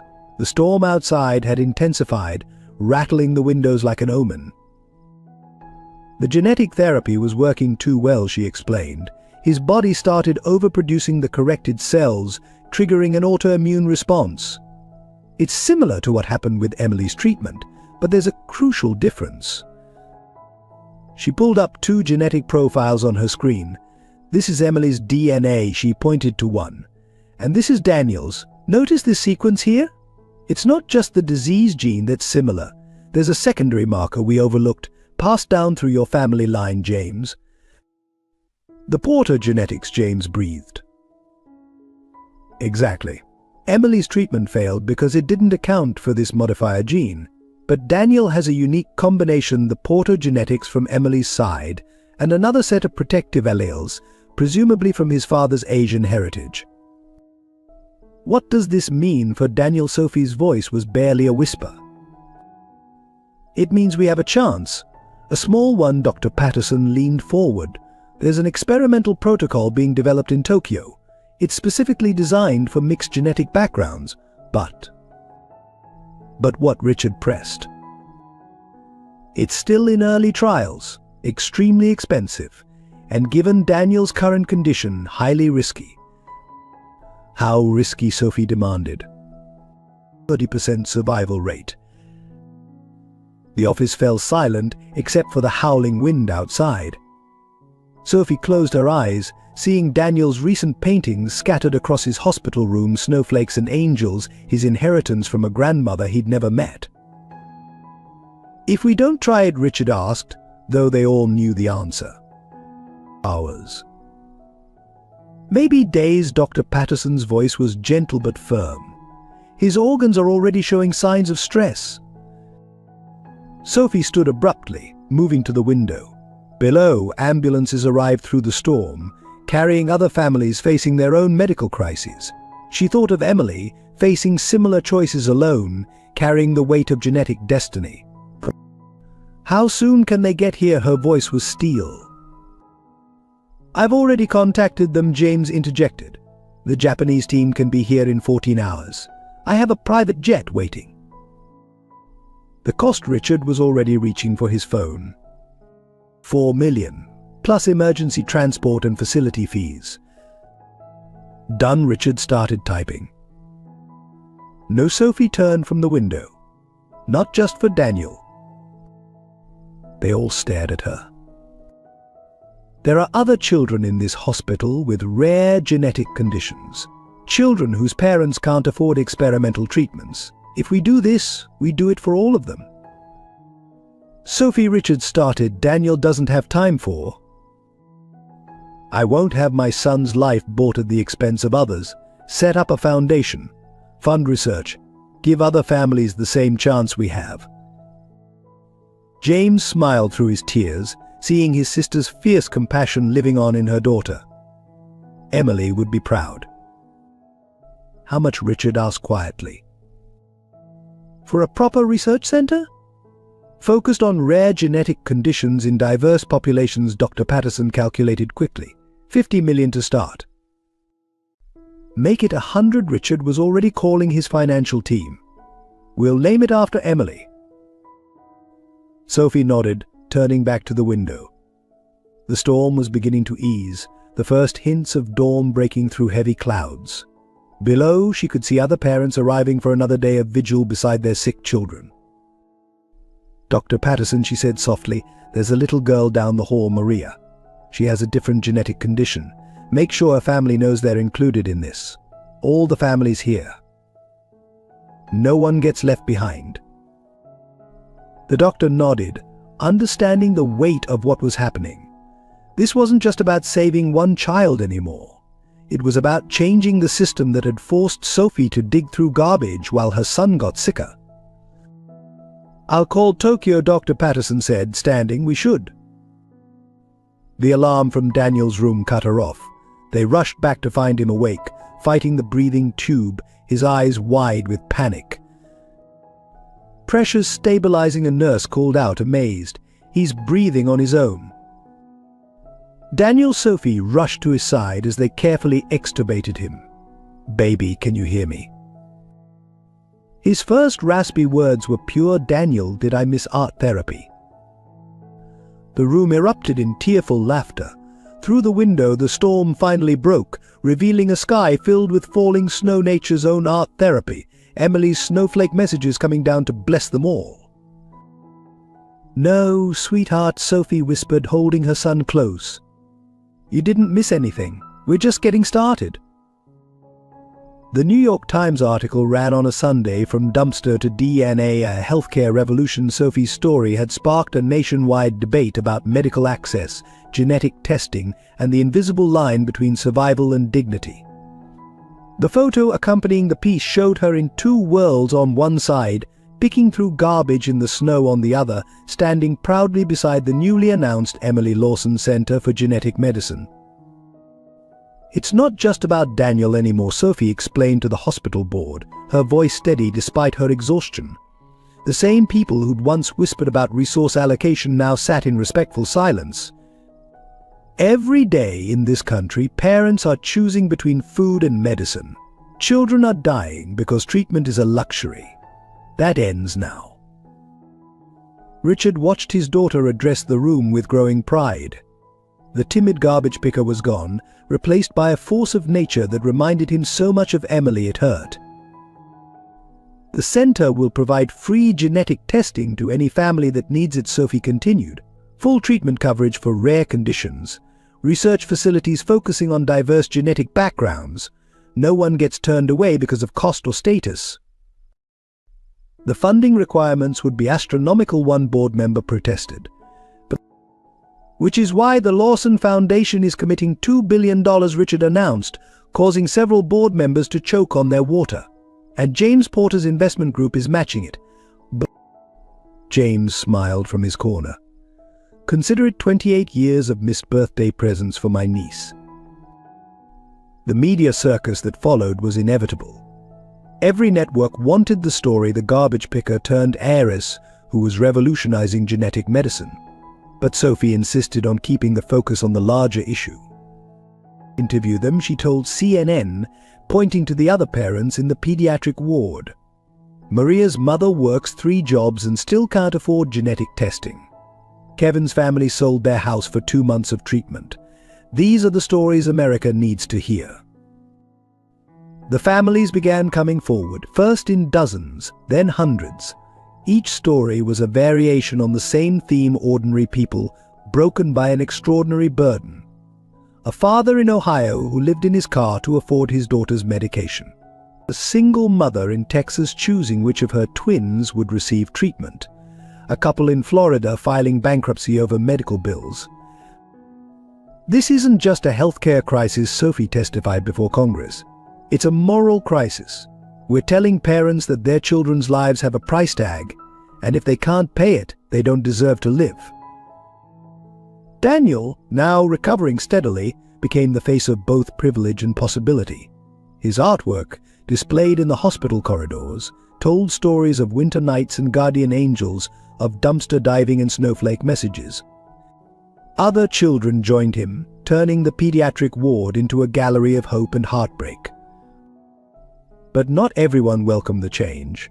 Pharmaceutical companies pushed back against the center's research-sharing policies. Insurance companies lobbied against expanded coverage.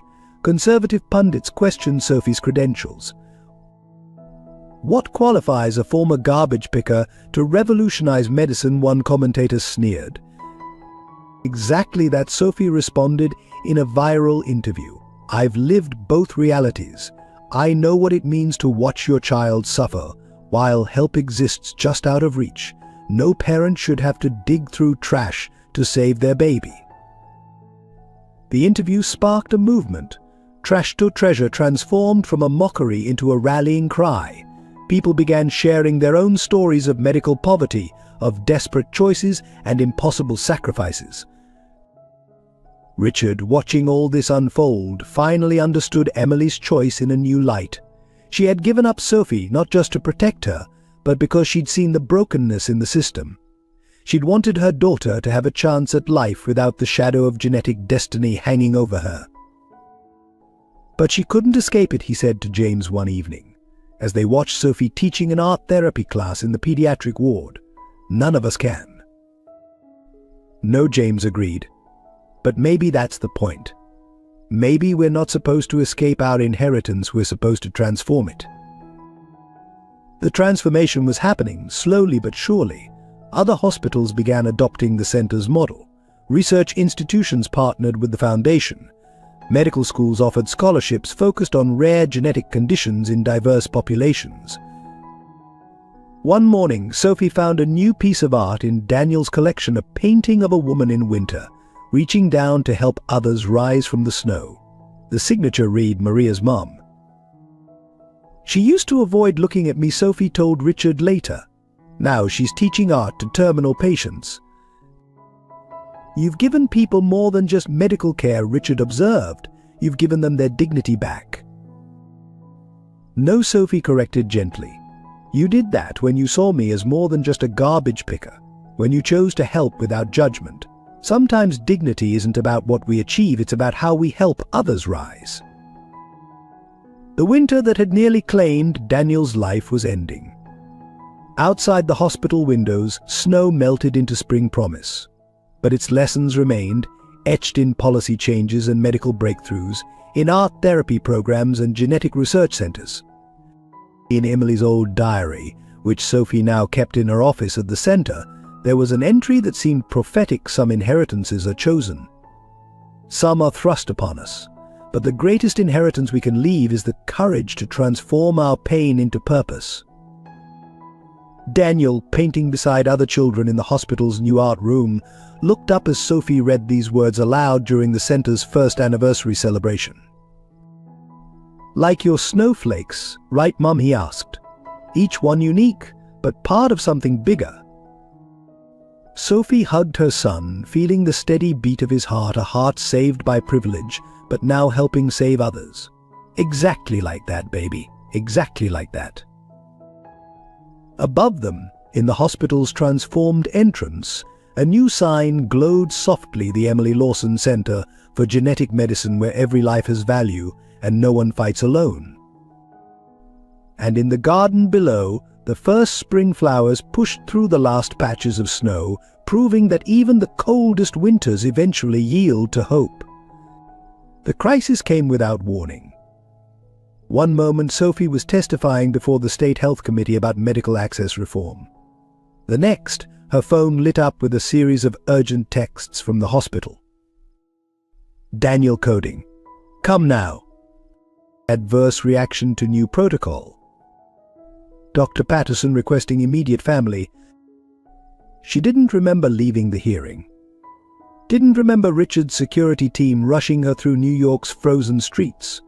All she knew was the hospital elevator was moving too slowly, her heart pounding in sync with each passing floor number. When the doors opened to the pediatric ECU, something was terribly wrong. The usually quiet ward was in chaos. Doctors rushed past with crash carts. Nurses called out numbers that made no sense. And in the center of it all, through the observation window of room 523, she saw Daniel. Her son's skin had turned a horrifying shade of blue. Pressures crashing. Bop. O2 stats falling. Where's the attending? Someone get that Japanese team on the line. Richard and James arrived moments later, having flown in from London, where they'd been setting up the European branch of the centre. They found Sophie pressed against the observation glass, watching helplessly as Dr. Patterson performed chest compressions on Daniel's tiny body. The genetic therapy Dr. Patterson explained between compressions, it triggered a cascade effect. His immune system is attacking the modified cells. It's exactly what happened to Emily in the final stages. The monitor's piercing tone filled the room. "No," Sophie whispered. "No, no, no." Starting another round of epi, a nurse called out. "His system can't take much more," another warned. Through the chaos, a new voice cut through. "I've seen this before." Everyone turned. In the doorway stood an elderly Asian woman in a lab coat, her face bearing a striking resemblance to old photos of May Porter. Dr. Sarah Chen, the foremost expert on genetic disorders in mixed-race populations, who'd flown in from Tokyo the moment she'd heard about Daniel's case. "In the 80s, she continued, moving swiftly to Daniel's side, "we had a similar case. Mixed European-Asian genetics, same disorder. The problem isn't the treatment, it's the timing. We need to reset his immune system completely." That would mean Dr. Patterson's face paled. "Total bone marrow replacement," Dr. Chen confirmed. "Immediately. But we need a perfect match. Mixed genetics make it nearly impossible unless you have a direct biological relative with the same genetic mix." James finished, understanding dawning in his eyes. Everyone looked at Sophie. "I'm not a match," she said, voice breaking. "They tested me last week. The Porter genes aren't strong enough in my DNA." "No," Dr. Chen said quietly, "but I am." The room fell silent, except for the steady beep of Daniel's monitors. What? Richard stepped forward. "May Porter was my sister," Dr. Chen revealed. "Emily and James's aunt. I've been following this case since it made headlines, but I couldn't. Family politics kept me away. Until now." Sophie stared at the woman, her great-aunt, another piece of her complex genetic puzzle as hope and fear warred in her chest. "The procedure," Dr. Patterson warned, "it's incredibly risky. At Daniel's age, with his condition." "He has hours at most without it," Dr. Chen stated flatly. "I'm offering a chance." "What are his odds with the procedure?" Richard demanded. 30%, maybe less." Sophie felt the weight of generations pressing down on her. Emily's choice to give her up, May Porter's divided family, all the genetic secrets and sacrifices that had led to this moment. "Do it," she said firmly. "Sophie," Richard started, "maybe we should." "No," her voice cracked like a whip. "I will not lose him like Emily was lost. I will not watch another generation die because of family secrets and medical politics. Do it now." Dr. Chen nodded sharply and began barking orders in multiple languages. The room exploded into action. Prep or 3. Start the bone marrow harvest protocol. Get the consent forms. Someone called Tokyo. We need their data now.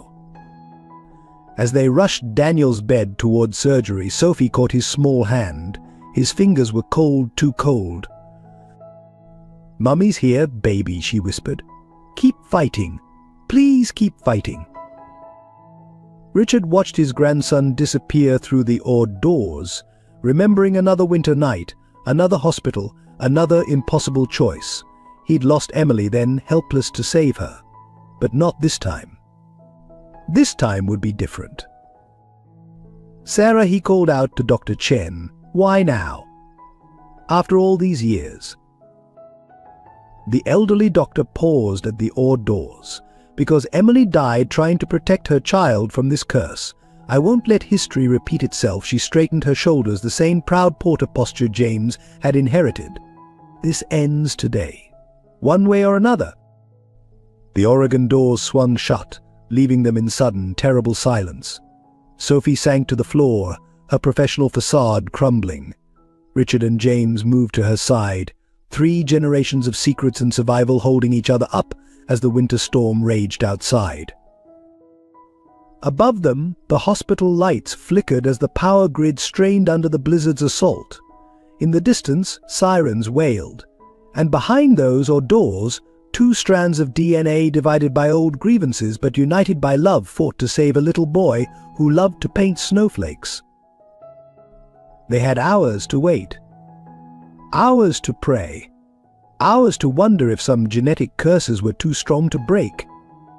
Hour 3 of Daniel's surgery, and the waiting room had become a battlefield of unspoken fears.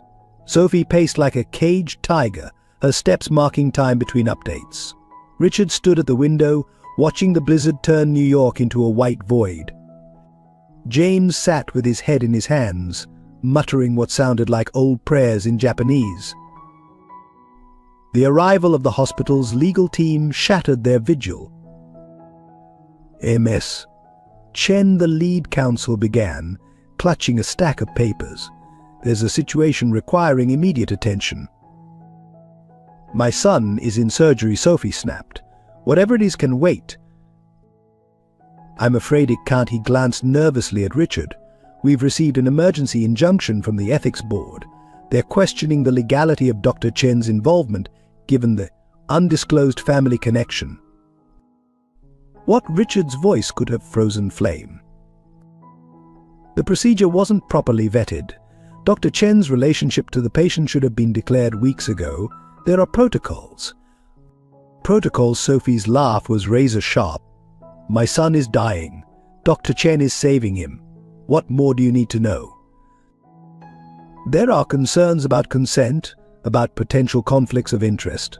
The board is suggesting we pause the procedure until. Pause it. James stood so quickly his chair toppled. Do you have any idea what stopping mid-procedure would do? The lawyer shifted uncomfortably. The hospital's reputation. To hell with your reputation, Richard's roar echoed through the waiting room. I built this wing. I fund your research. And you dare. That's exactly the problem, Mr. Lawson, a new voice cut in. Dr. Morrison, head of the ethics board, strode in with an air of bureaucratic authority.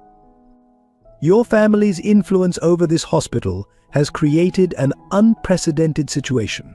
We have other patients waiting months for genetic treatments following proper protocols. How do we justify this emergency exception? Sophie went very still. When she spoke, her voice carried Emily's steel. You want to know about proper protocols? Let me tell you about protocols. 3 months ago, I watched a mother in this hospital choose which twin would get treatment because insurance wouldn't cover both.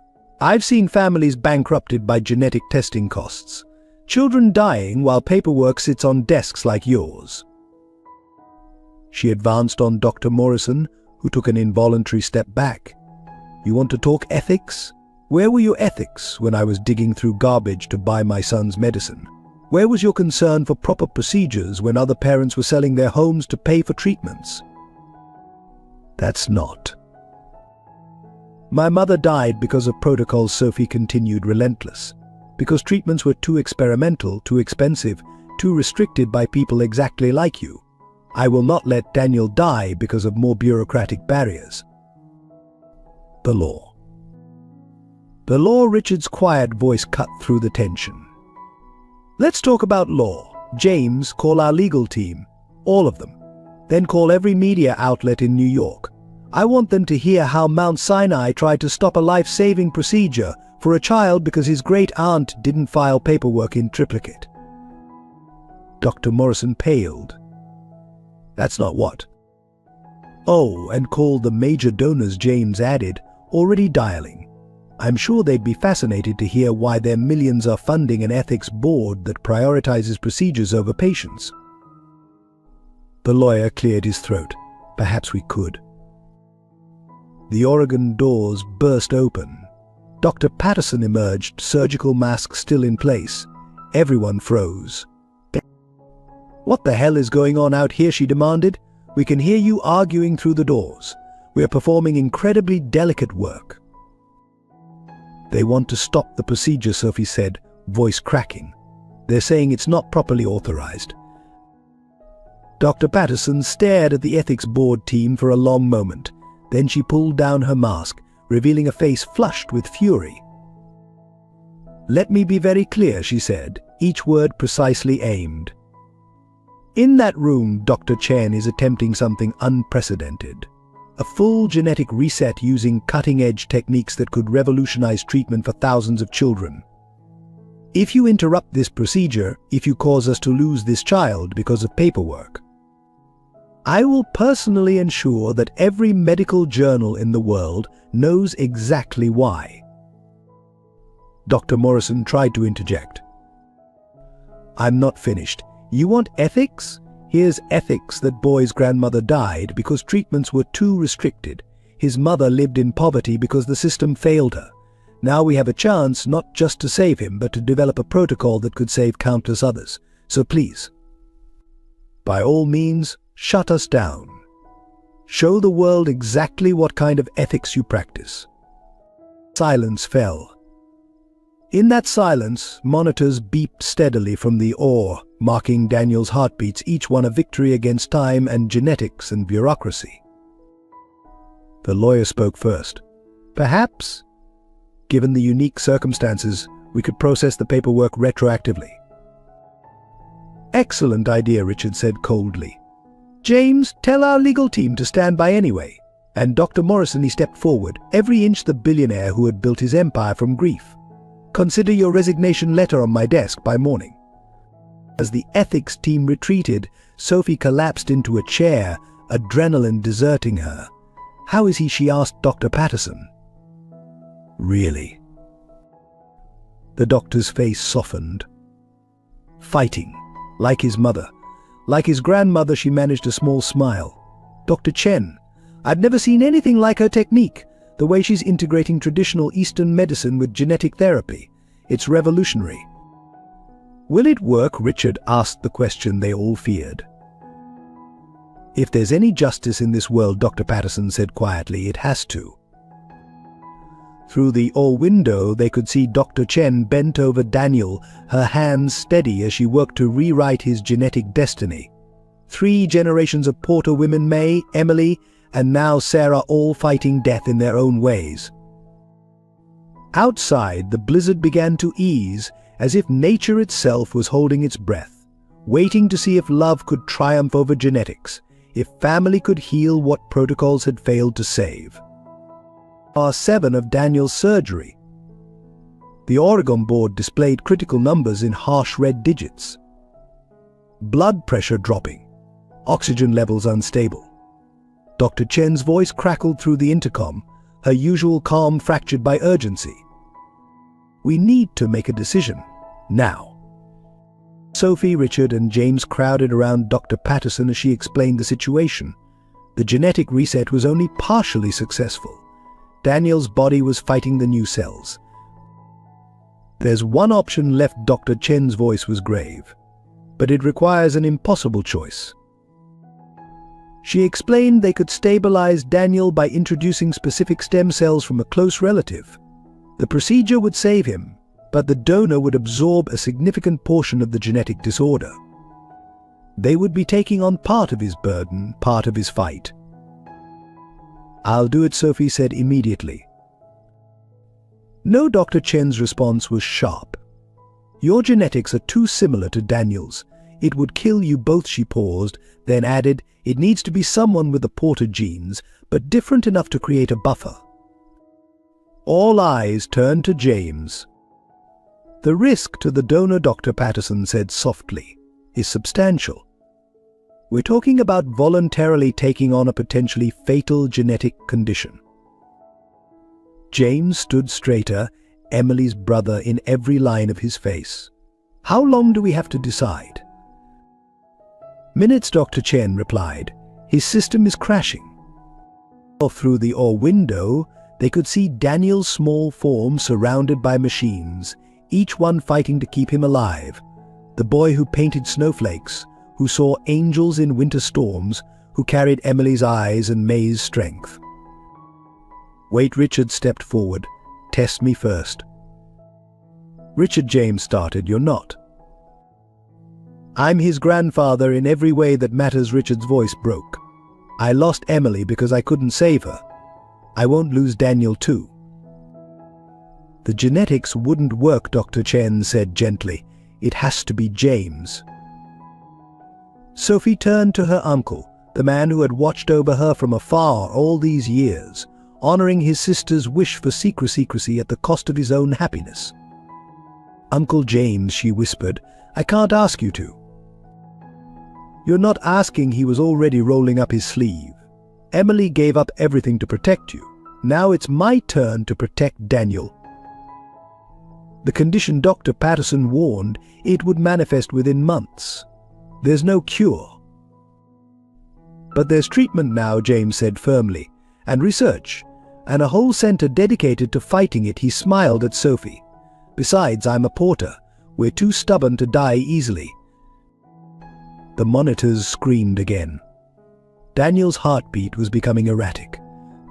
"Decide now," Dr. Chen ordered. James was already moving toward the doors. "Do it."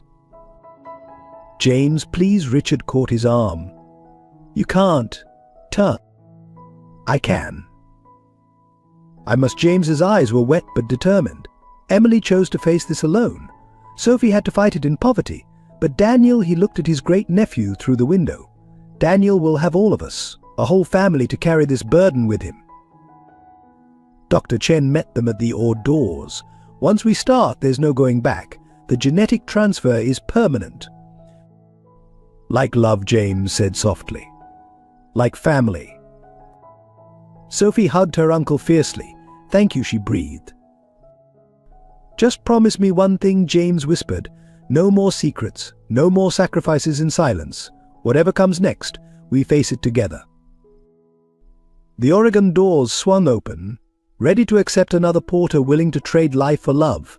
But before James could step through, an alarm blared overhead. Code blue. "We're losing him." The next moments were chaos, doctors rushing, machines wailing. Through it all, James's voice hurried. "Start the procedure." Sophie pressed against the observation window, her breath fogging the glass. Inside, she could see Dr. Chen working with desperate speed, transferring cells from James to Daniel. Two lives balanced on the edge of genetic destiny. Richard stood beside her, holding her up as they watched James willingly take on the curse that had haunted their family for generations. In that moment, he finally understood Emily's choice completely. Love didn't always look like truth. Sometimes it looked like sacrifice. The minutes stretched like years. Daniel's monitors continued their desperate song. James lay on the adjacent table, connected to his great-nephew by medicine and machinery and something deeper than blood. Then, suddenly, a new sound cut through the tension. A steady beep, strong, regular, sure. Daniel's heart, finding its rhythm again. Dr. Chen's voice, thick with emotion, "It's working. The new cells are integrating." They watched in awe as color returned to Daniel's cheeks, as James, pale but smiling, reached across the space between tables to hold his great-nephew's hand. Two battles being fought now where there had been one. Two porter men carrying the weight of genetic destiny. But this time not alone, never alone again. Outside the ore, Sophie turned to Richard, tears streaming down her face. "Did we do the right thing? Letting him sacrifice himself like this?" Richard looked through the window at James, who had closed his eyes but was still holding Daniel's hand. "He didn't sacrifice himself," he said quietly. "He chose love, just like Emily did, just like you did, every night in the cold. Through the oar window, they could see Daniel's latest artwork hung on the wall where he could see it during recovery. A painting of snowflakes falling on a family standing together, each flake a different shape, but all part of the same storm. The same story. The same love. The same choice. Stories like The Winter's Redemption remind us that hope can bloom even in life's coldest moments. If this tale of family, sacrifice, and unconditional love touched your heart, consider joining our storytelling family. Every subscription helps us continue crafting these emotional journeys that celebrate the human spirit. Like Sophie and Daniel's snowflake messages, each supporter adds a unique voice to our community. Together we can keep sharing stories that warm hearts, spark conversations, and remind us we're never truly alone. Subscribe now to become part of our growing family of storytellers and story lovers. Spring came early to New York, but James Porter was still cold. 3 months after the genetic transfer, the first symptoms appeared, just as Dr. Chen had predicted. They found him collapsed in his office at the Emily Lawson Center, where he'd been reviewing research proposals for new genetic treatments. The condition is progressing faster than we expected, Dr. Patterson explained to the family gathered in his private room. The cellular deterioration is accelerated, possibly because of the controlled nature of the transfer. Daniel, now fully recovered, sat on his great-uncle's bed, showing him his latest paintings. At 6, he understood sickness but not permanence. Not yet. "Look, Uncle James, I painted us as snowflakes again. See? You're the biggest one, protecting all the little ones." James smiled through his pain, the expression eerily reminiscent of Emily's final days. "It's beautiful, Danny. You've really captured the Porter artistic spirit." Sophie watched them from the doorway, guilt and gratitude warring in her chest. Her son was healthy, running, laughing, painting everything a child should be. But the cost. The price was written in every new line on James's face, every tremor in his once steady hands. "There must be something we can do," Richard insisted, his voice rough. He'd barely left the hospital since James's collapse. "The center has the best researchers in the world, the Japanese team." "He is already here," Dr. Chen interrupted, entering the room. Her face showed the strain of treating another Porter, another victim of their shared genetic legacy. But what James did, it's unprecedented. He didn't just take on the condition, he actively drew it out of Daniel. The damage to his cellular structure is catastrophic. James coughed, a wet sound that made everyone flinch. "Worth it," he managed. "Look at him. Living. Growing. That's all that matters." Daniel looked up from his artwork, Emily's eyes wide in his young face. "Are you cold, Uncle James? You're shaking like I used to." The room went still. Sophie moved to gather her son, but James shook his head. "Come here, Danny," he patted the bed beside him. "I want to tell you something important about our family." Daniel climbed closer, careful of the IV lines of the monitors that beeped in irregular rhythms. "You see these snowflakes you've painted?" James's voice was soft but clear. "Each one is special, unique. But when they fall together, they create something beautiful, something stronger than any single flake could be alone." He looked at Sophie, at Richard, at Dr. Chen, the family that had been fractured and healed, divided and united. "Sometimes," he continued, "one snowflake has to melt so others can keep falling. But that doesn't mean it's gone. It becomes part of something bigger, something eternal." "Like Grandma Emily?" Daniel asked innocently. "Exactly like Grandma Emily." James's eyes filled with tears. "And now like me." Sophie choked back a sob. Richard gripped the windowsill so hard his knuckles went white. "But Uncle James," Daniel's voice wavered, understanding beginning to dawn, "I don't want you to melt." James pulled his great-nephew close, ignoring the pain the movement caused. "Oh, my boy, my precious boy, I'll always be part of your snowstorm. Just look up on winter nights, I'll be there, helping all the snowflakes find their way home." The monitors stuttered, then steadied. Dr. Patterson stepped forward, medical instinct warring with respect for this moment. "We should let him rest," she suggested gently. As they prepared to leave, James caught Sophie's hand. His skin was cold, too cold, but his grip was still strong. "No regrets," he whispered. "Emily chose love over truth. I chose love over time. We're porters, it's what we do." Sophie leaned down to kiss his forehead, feeling the fever burning beneath his ice-cold skin.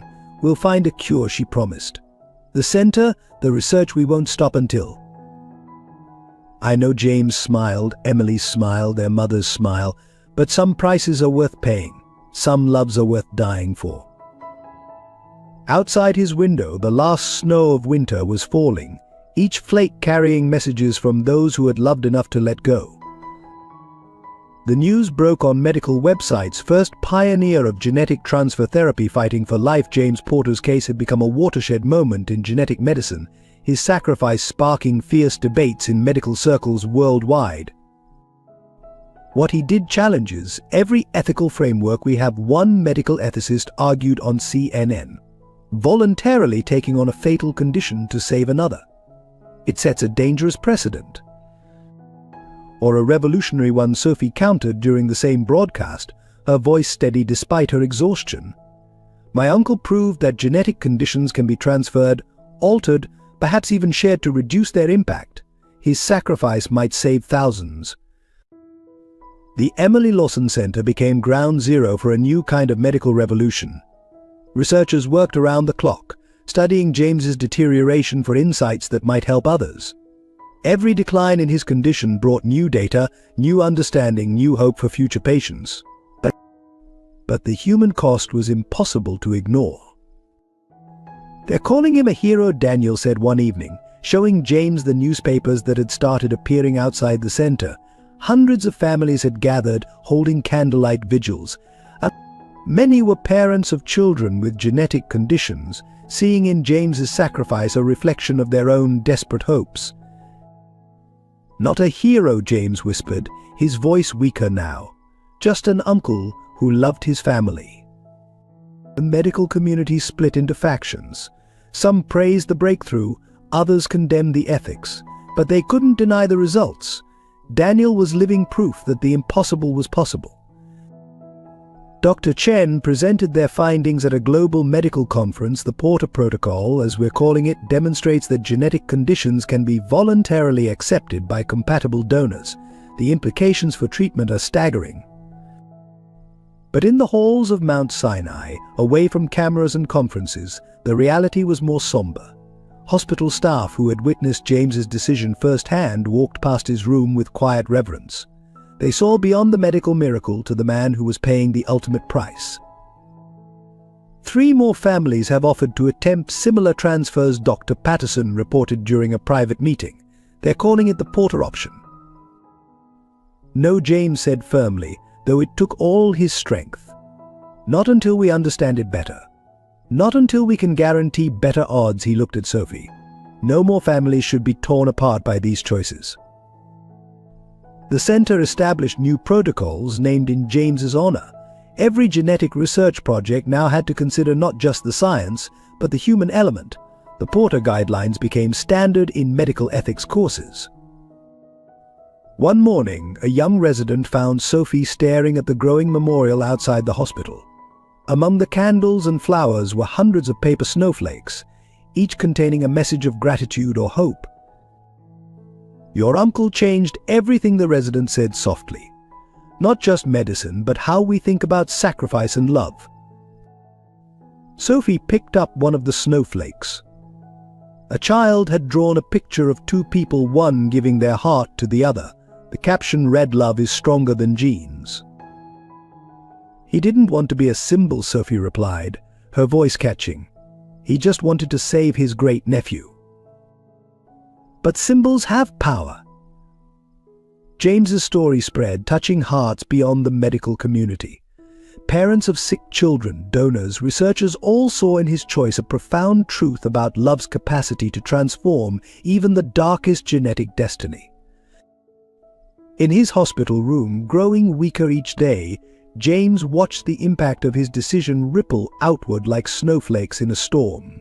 Each new breakthrough, each life saved or changed, validated his choice even as it took him closer to its inevitable conclusion.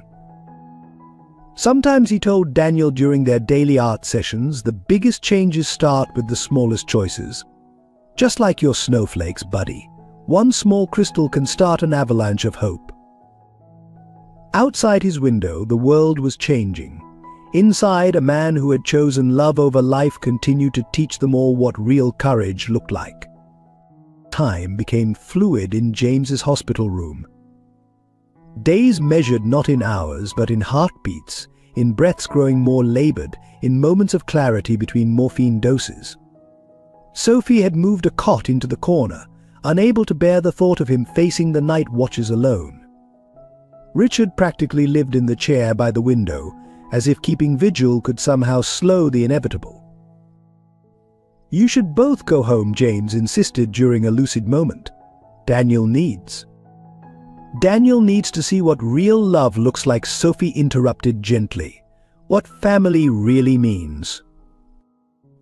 The boy had transformed his great-uncle's hospital room into an art gallery.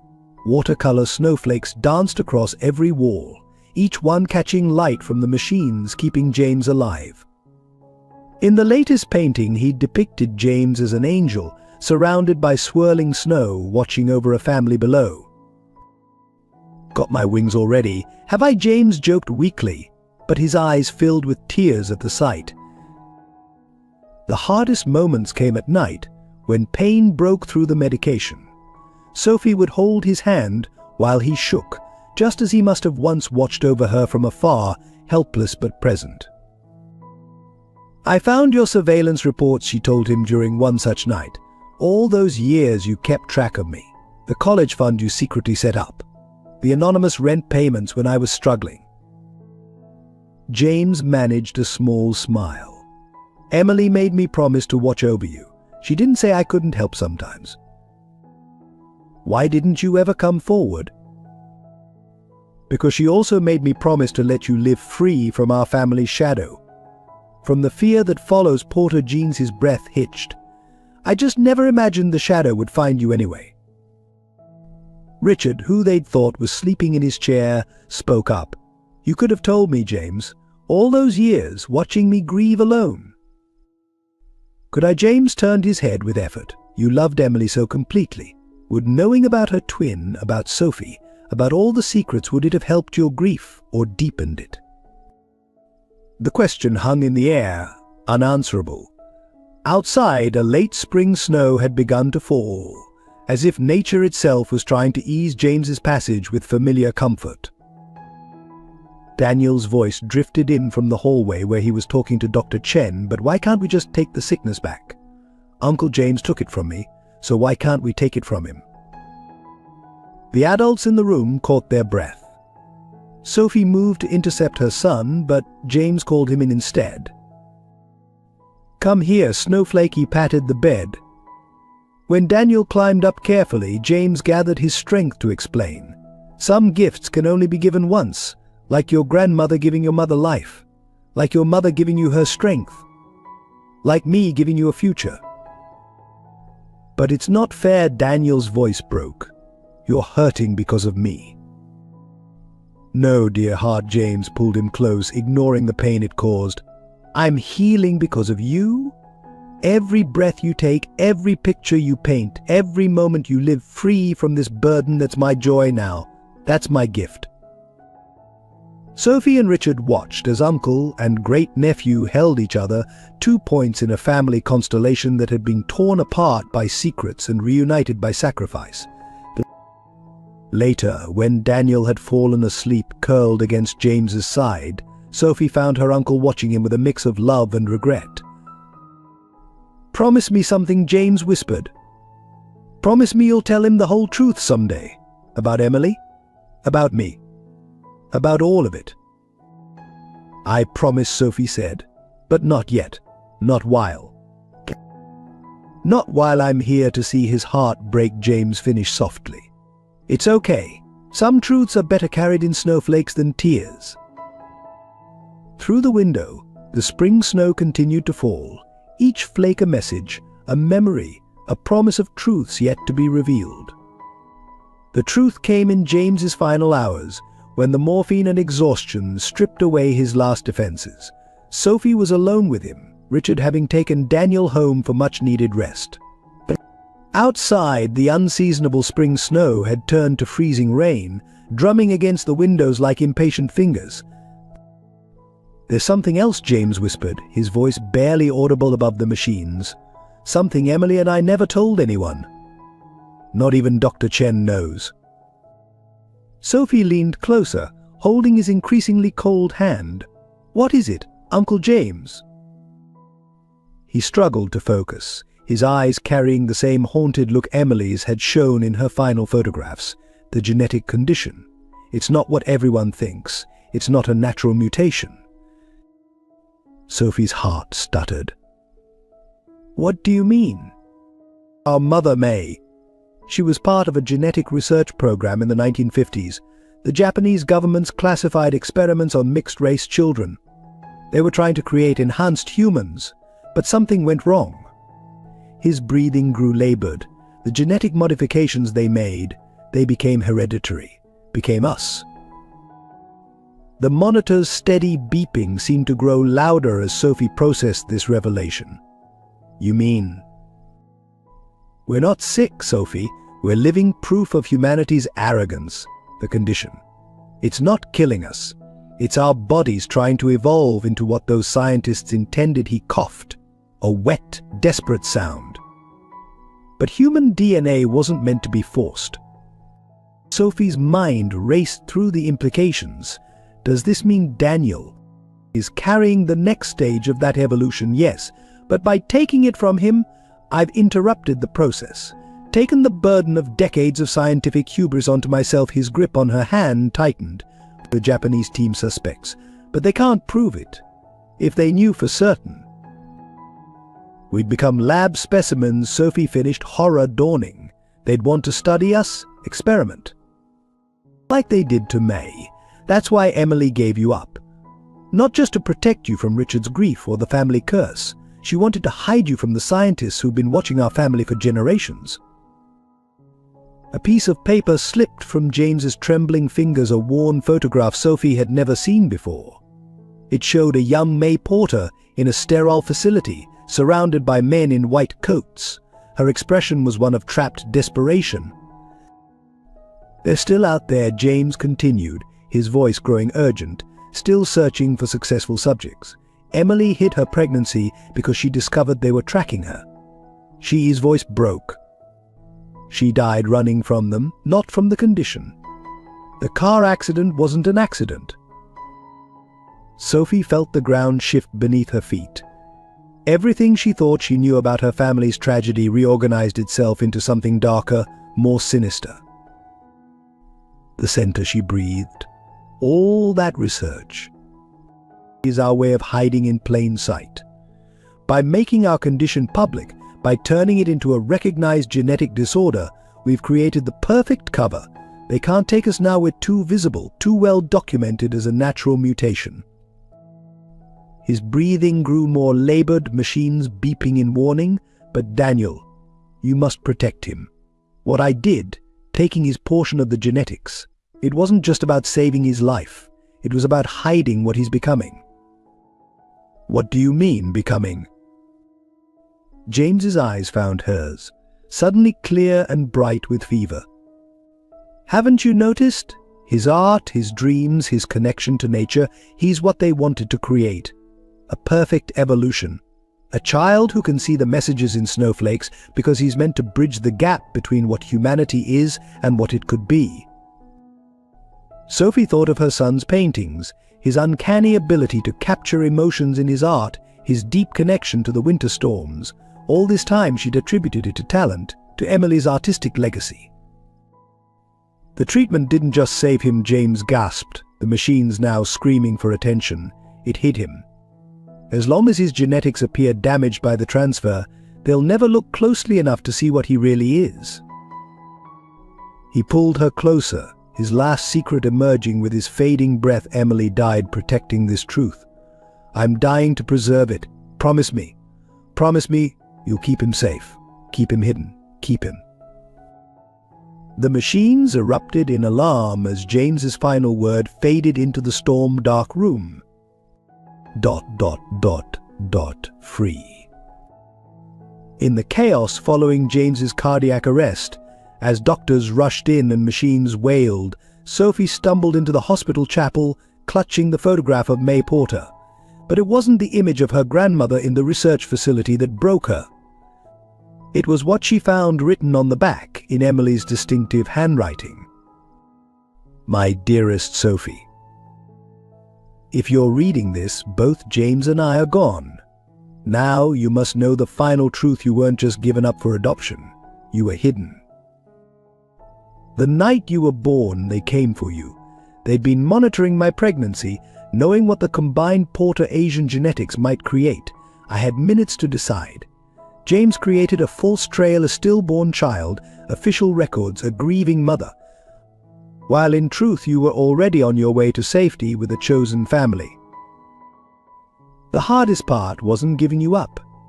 It was knowing I could never risk finding you, never risk leading them to you. Every time I saw a little girl with dark hair, every time I heard children laughing in the snow, I looked for signs of what you might become. But now that Daniel exists, they'll be watching again. His gifts are stronger than ours ever were. The snow speaks to him in ways even May never experienced. He's what they wanted to create, a perfect bridge between worlds. A child who can read nature's messages and translate them for others. James's sacrifice bought you time, but they'll figure it out eventually. The Japanese research team isn't just studying genetic disorders. They're looking for their lost experiment, the one that finally worked. There's a safe deposit box at Manhattan Trust, Box 2317. Inside is everything you need: new identities, funds, contacts who can help you disappear if needed. I've spent 20 years preparing this escape route, praying you'd never need it. Remember, what seems like a curse is really a gift. What looks like illness is evolution.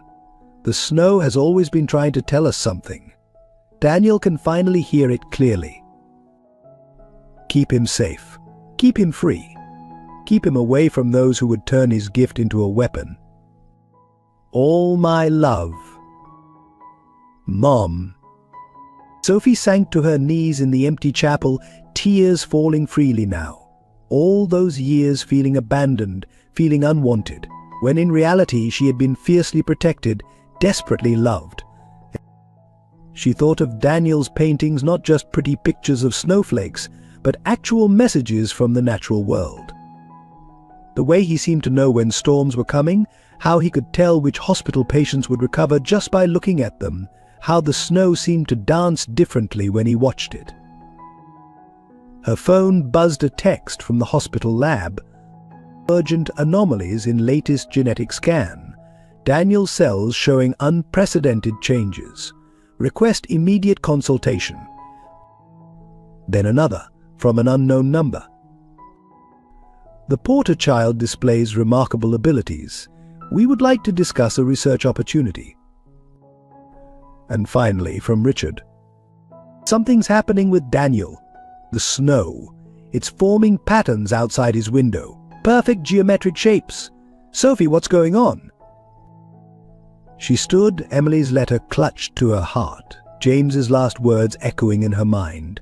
Outside the chapel window, the spring snow had stopped falling randomly and was now descending in precise, intentional patterns, as if nature itself was trying to communicate through her son. Sophie took a deep breath, feeling the weight of generations of secrets and sacrifice settling onto her shoulders. She had spent years searching for her place in this family's legacy. Now she knew she wasn't just a lost child found. She was a guardian, chosen by Emily, guided by James, destined to protect something extraordinary. The snow continued its choreographed dance outside, spelling out messages only Daniel could fully read. Messages about what humanity could become if given the chance to evolve naturally, freely, safely. Messages worth dying to protect. Messages worth living to preserve. The Emily Lawson Center transformed overnight. What had been a genetics research facility became ground zero for something far more extraordinary. The children in the pediatric ward, all carrying various genetic conditions, began experiencing strange phenomena. Their artwork started showing impossible patterns. Their dreams contained shared symbols. And the snow danced differently around them all. Dr. Patterson found Sophie in Daniel's room, watching her son teach other young patients how to hear the snowflakes. "It's not just him anymore," the doctor whispered, showing Sophie the latest test results. "Every child who received treatment derived from James's protocol. They're changing, evolving. It's like his sacrifice unlocked something dormant in their DNA." Through the observation window, they watched as Daniel led a group of children in what looked like an art therapy session. But the patterns they drew weren't random. They were complex mathematical equations disguised as snowflake designs, genetic codes hidden in winter landscapes. "The Japanese team is getting suspicious," Dr. Patterson continued. "They're requesting access to all patient records, claiming it's for research purposes, but they know Sophie finished. They finally found what they've been looking for. Not just one evolved child, but an entire generation of them." The hospital corridor filled with parents, drawn to their children's rooms by an inexplicable sense of urgency. Each family had a similar story. Since receiving treatment, their children had developed unusual abilities. Enhanced intuition, accelerated healing, a profound connection to nature and each other. Maria's mother, once suspicious of Sophie, now gripped her hand tightly. "My daughter told me this morning that the snow was singing to her. I thought it was the medication, but then..." She held up her phone, showing a video of perfect crystalline patterns forming spontaneously on Maria's hospital window. Richard arrived with news from the board meeting. They're voting to shut down the center. Too many unexplained phenomena, too many questions about James's protocol. They're afraid. "They should be," a new voice interrupted. Dr. Sarah Chen stood in the doorway, her face grave, but not of the children. Of what certain parties might do to them. She pulled Sophie aside, speaking urgently in hushed tones. "I've received inquiries from research facilities across Asia, government programs, military interests. They all want to know about the Porter Protocol and its unexpected side effects." Through the window, Daniel had begun a new painting. But instead of using brushes, he and the other children were somehow directing the frost patterns on the windows themselves, creating intricate designs that seemed to pulse with hidden meaning. "It's beautiful," one nurse whispered, watching the display. "It's dangerous," another countered. "People will want to control this." Sophie thought of Emily's letter, of James's sacrifice, of generations of porters trying to protect a truth too extraordinary for the world to handle. But now that truth had multiplied, spreading through the genetics of every child touched by their family's legacy. "We can't hide them all," Richard said softly, watching his grandson lead this unexpected evolution. "No," Sophie agreed. "But we can protect them another way." She turned to address the gathered parents, doctors and staff. "By standing together. By making this too big to cover up, too public to disappear." Dr. Patterson nodded slowly, understanding dawning. "A sanctuary, not a research center. A place where these children can safely develop their abilities. Where they can learn to use their gifts for healing instead of weapons," Dr. Chen added. Outside, the snow continued its choreographed dance, now visible to everyone watching. The children's collective ability had grown strong enough to make the impossible undeniable. Nature itself seemed to be celebrating their emergence, their freedom to become something extraordinary. The center would need a new name now, something that honored both the sacrifice that made it possible and the miracle it had unleashed. "The Porter Sanctuary," Sophie said finally, "where evolution meets protection." where gifts are nurtured, not exploited. The snow swirled in approval, carrying messages of hope to a world about to change forever. 1 year after James's sacrifice, the Porter Sanctuary held its first winter festival. The hospital grounds, once sterile and forbidding, had transformed into a wonderland where snow fell in perfect geometric patterns, each flake carrying messages of healing and hope. Daniel, now 7, stood at the center of the courtyard with other gifted children, their small hands raised to conduct nature's symphony. Above them, snowflakes danced in double helix patterns, telling the story of their shared evolution. Parents, who had once hidden their children's abilities, now watched in wonder as the impossible became beautiful. "Mum," look, Daniel called out to Sophie. "We're writing Grandma Emily's name in the sky." Indeed, the snowflakes had begun arranging themselves into elegant script, forming not just Emily's name but a perfect portrait of her face. It was as if the photograph Sophie had spent years searching for had been captured in crystalline form, nature itself remembering one of its guardians. Richard stood beside Sophie, tears freezing on his cheeks. "She would have loved this," he whispered. "All she ever wanted was for you both to be free." The Porter Sanctuary had become more than just a medical facility. It was a haven where children could safely explore their gifts, where the line between science and miracle blurred into something new. The Japanese research team had tried to intervene, of course, but it's hard to disappear hundreds of evolved children whose parents now understood their true value. Dr. Patterson and Dr. Chen had developed new protocols, focusing on nurturing abilities rather than treating conditions. The genetic modifications that had once been viewed as a curse were now recognized as the first steps toward humanity's next chapter.